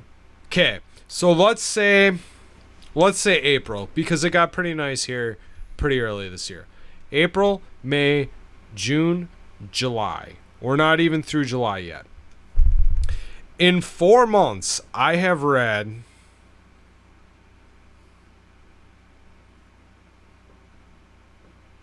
You said you were like on book 14. 13 books that were no smaller than 400. yeah, some of them were like 300. So let's average it out to 400 pages a piece. Wow. I'm committed. Yeah. No, it's fun looking at that stack. Like, Dude, I was talking to somebody. They're like, "Hey, have you seen any good movies recently?" It's like, "Well, Yeah. no, I haven't."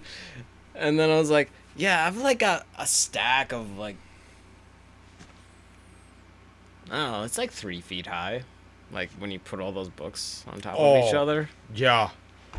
It's like, yeah, and I pretty much have just been Well, reading and that you got every. the short stories books, which I'm gonna get. I do want to get them, but thank you for letting me borrow them. Like, dude,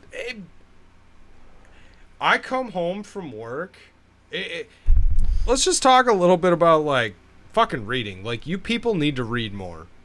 If you're listening to this, fucking turn the TV off and fucking read more. Put your phone down. Or play Crosscode. Don't even turn your PS4, your Switch, or anything else on, even though I'm sure I'm going to get sucked into this because I really want to play it now. Put it down and fucking read. Because, like, dude, I used to be like, oh, you know, I'm going to fucking... I'd read, like, 3 comics or, like, 20, 30 pages of a book, and then I'd fucking eat dinner, and I'd turn the TV on, and I'd get sucked into it. Like, I literally, like, turn the TV on now, and I'm like, yeah, I don't want to watch this. And then I fucking turn it off, and I read. There is so much more of a world to fucking being engaged in. And you can read anything you want. I would recommend not comic books because you will probably break your bank because they are quick reads compared to a novel. But just to fucking immerse yourself into that and use your fucking brain, that is what this world needs. More brain usage. Even non-fiction, like, you're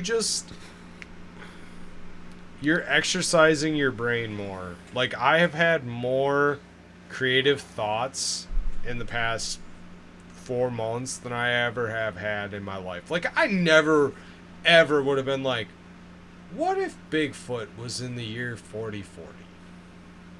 I don't know if that's a creative thought.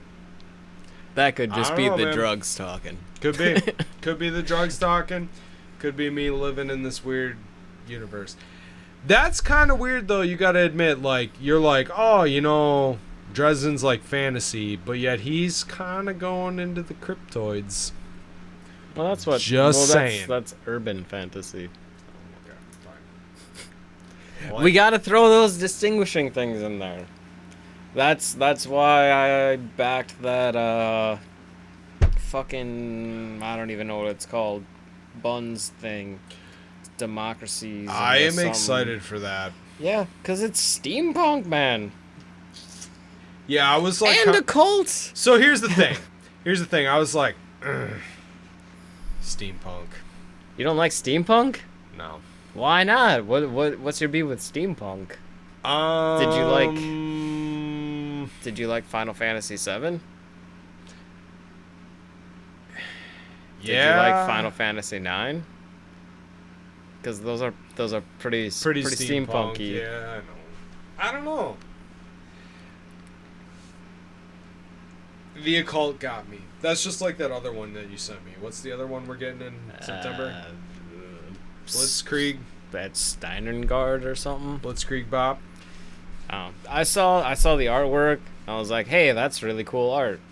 Whatever there is on like the main page. Hell in Stalingrad. Yeah. And then I was reading the synopsis and I was like, holy shit, this is everything Jeremy wants in a book. You're not wrong. It is. The art looks fucking badass too. In the black and white with the red. which is kind of fucking uh, Sin City-esque. Yeah, But, that's what I was thinking. I mean, I'll take it. Mm.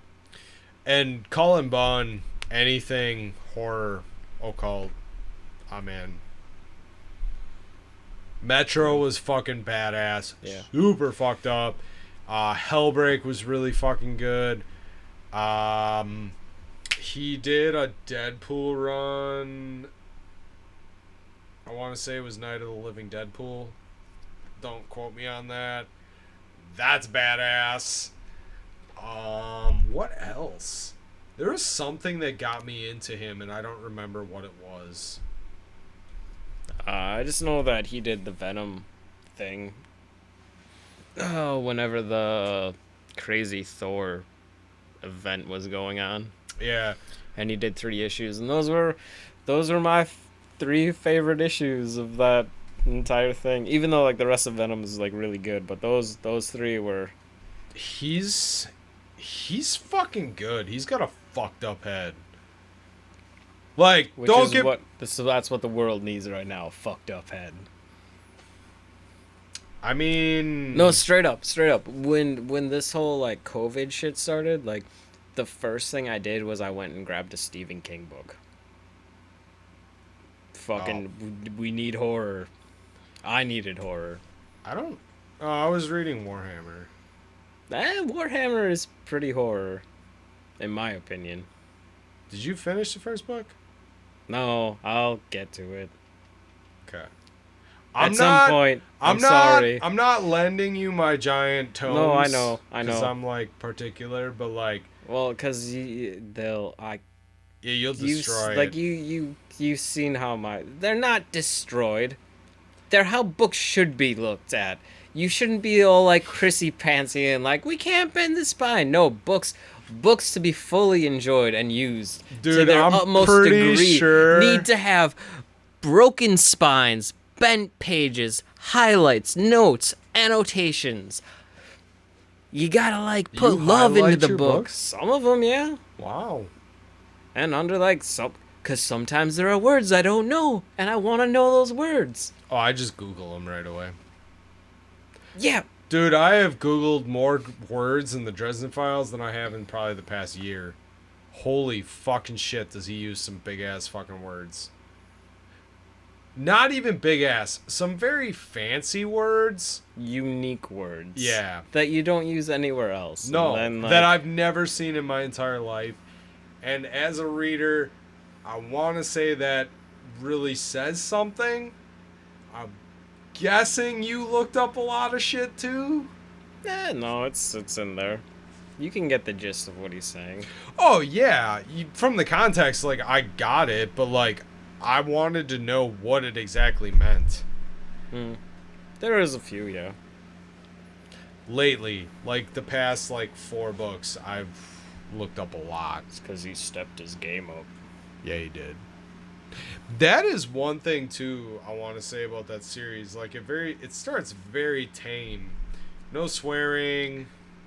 And then, like, I know he talks about the sex scenes in that interview, but, like... Well, no, like in the first book, like he talks about sex scenes, but it's always like after the fact and hypothetically. And it's very, very not detailed. But then he's got It's like vivid. then he's got actual fuck Not scenes. vivid. Yeah.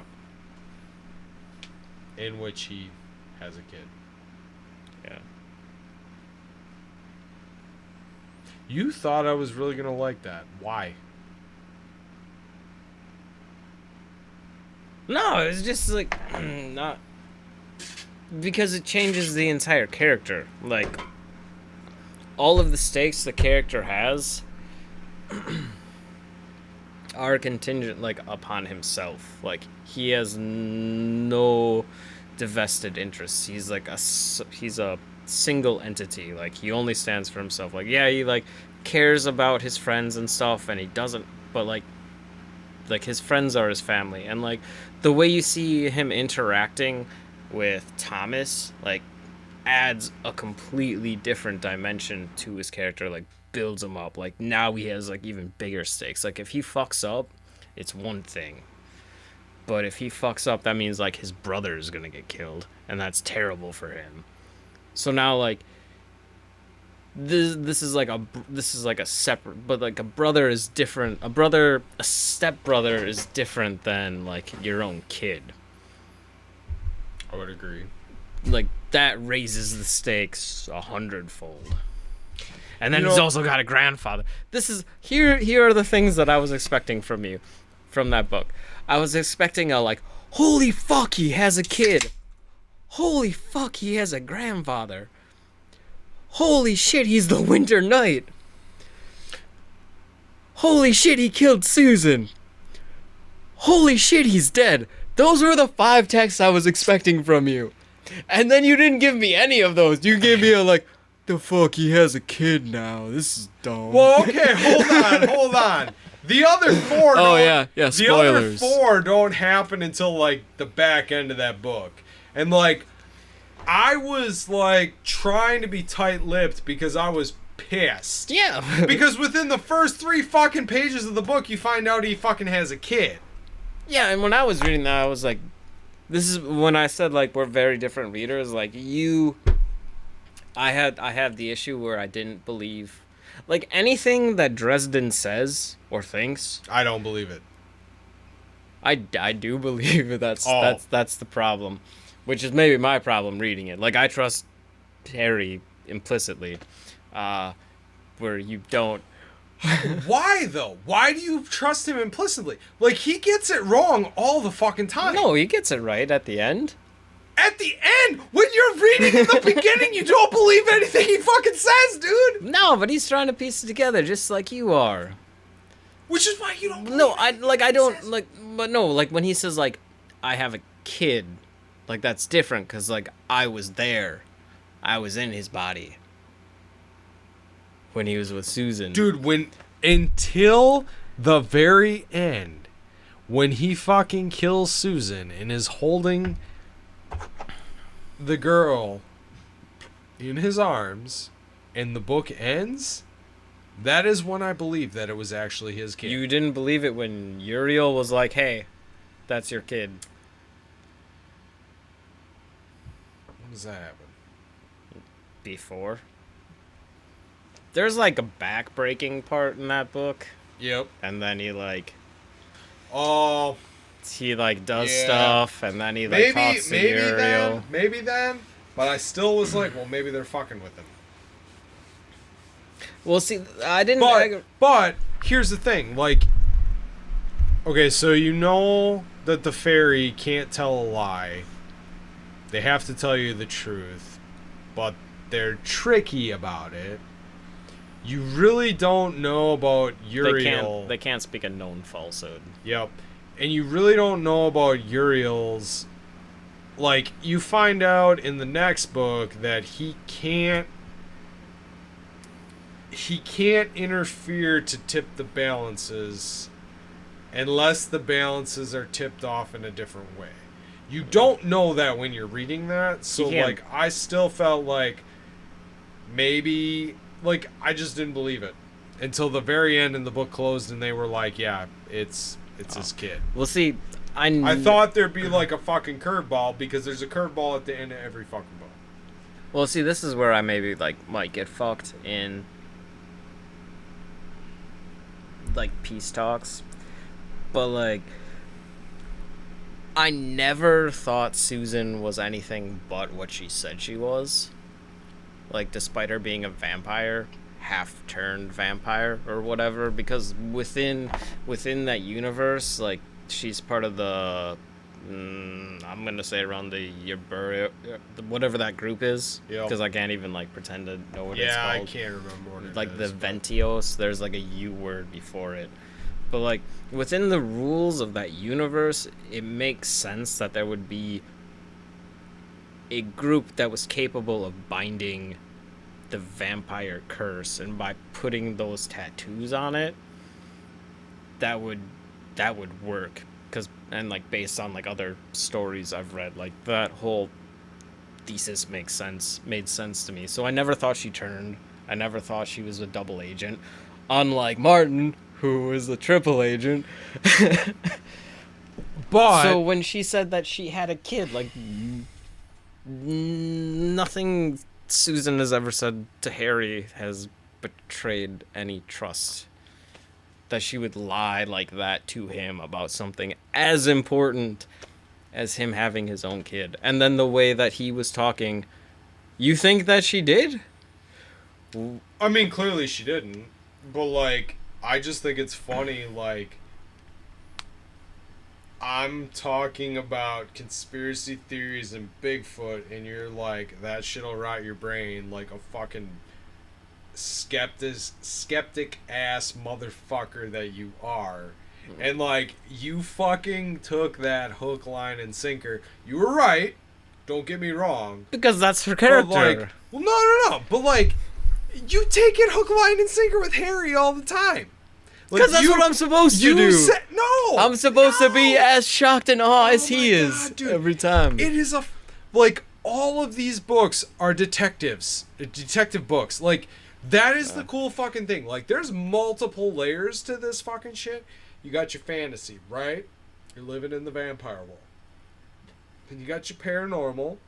You got your ghosts, your Bigfoots, your demons. Well, I guess demons is more fantasy. Well, no.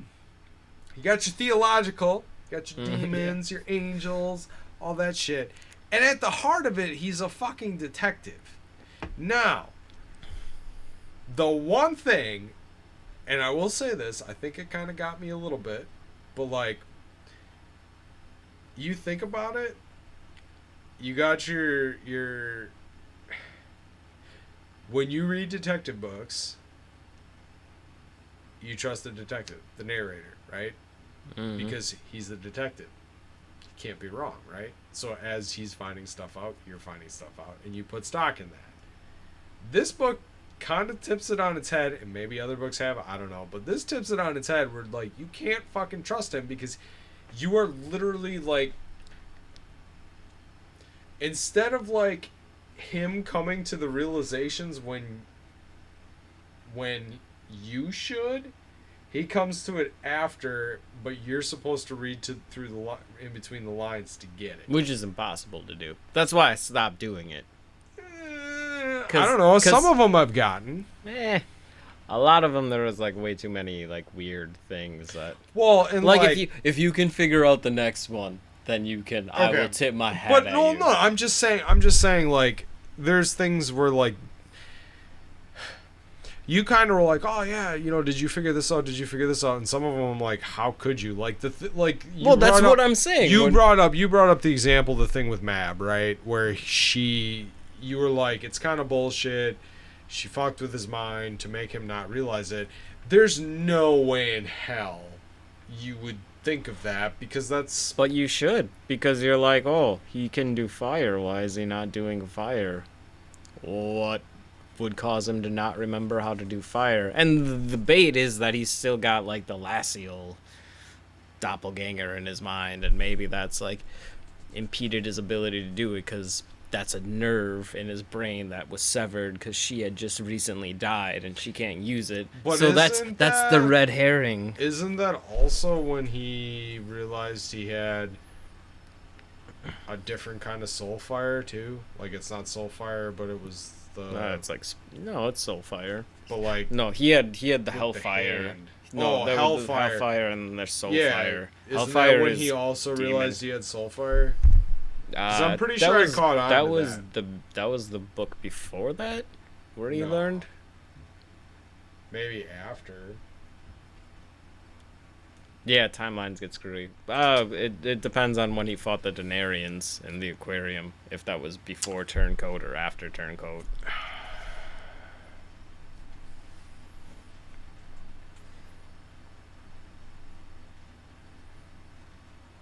But, like, the thing with... The one thing that I don't like... like, I really like the idea of the Denarians, but the Denarian stories piss me off because they're so overly complex to the point that it's maddening. In my opinion. Like... what was, like, the tipping... Like... Nicodemus kidnaps Macron, and that's a violation of the Unseelie Accords. So, because That's after Turncoat. Mab is a signature, or like the White Council are signatures of the Unseelie Accords, they're gonna have to come into the fray, and Nicodemus knows that the only impartial observer is gonna be the archive. So Harry is gonna decide to call the archive, like, and that was all Nicodemus's plot, was to get the archive so he could learn or eradicate all the history. That seemed very overly complicated to me. It's good, but like to piece I don't those know, but puzzles. I don't think that's something you should figure out. I think that's. But it's a something- detective store. That was the whole crux of it. Like, why did Nicodemus start this whole shenanigan in the first place? It was just to get. The crux of it was, why were the Denarians back in town, and so many of them. Yeah, it was to get the archive, and that's what you were trying to solve.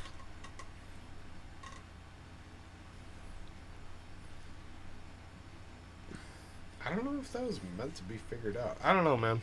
It's a detective story. All the things are supposed to be figured out. Well, not necessarily.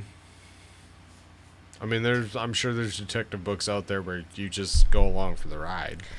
And like I had said it before though, with like what, in my opinion, why it was important that Maggie showed up was because it's like an orphan story.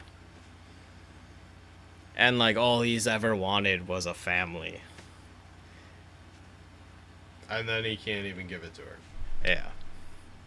But he would do anything. Yep. Yeah, I mean that's a major crux in Ghost Story.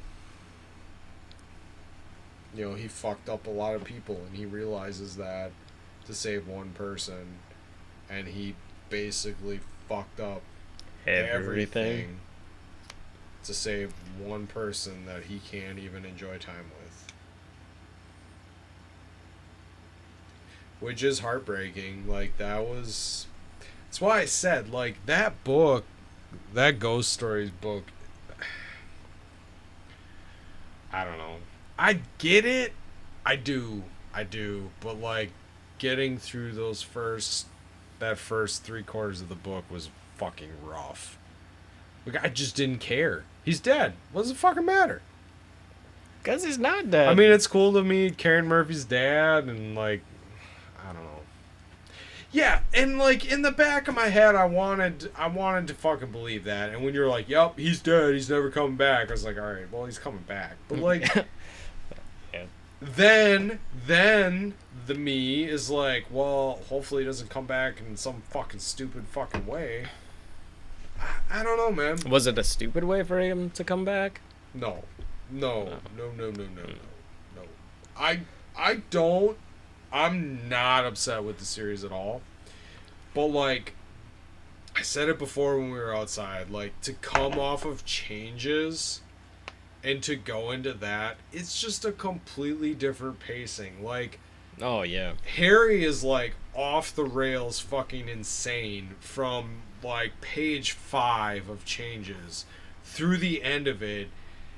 The last fucking scene is him getting shot in the fucking chest and falling into Lake Michigan, which is cool. Like, I swam in there. Just saying. Is Butcher from Chicago? Oh, it's He must be. Anyway, sorry. And then to go into Ghost Stories, it's just like, it's like fucking going down I-43 at fucking 80 miles an hour and hopping off at the fucking split and going on 57 and going 55 miles an hour. Like, you just feel like you are crawling through fucking shit to get home. Yeah. Oh, I got that. And, like, for me, every book in the Dresden series up until that point was just like building and building and building and building, and there'd be like little lulls, like in the beginning of the book, just like a little dip, and then just bam, like right when you were like, bam, like there's something big, and like I just got used to that. And this was like a big lull. A lot of backstory. I'm sure it's going to pay off. Yeah. All right. It pays off. We're going to end this? Yeah. All right. That was a lot of Dresden. You got a little bit of comics. We're just It's two. like 50-50. Yeah, maybe. We're just two toucans with two tall cans who can rant. Because we got two tall cans? Nope, that ain't right. We're just two toucans with two tall cans who can ramp because we got two tall cans. That's what I said. Yeah, you were spot on. I think I fucked it up there, but... Peace out, bitches.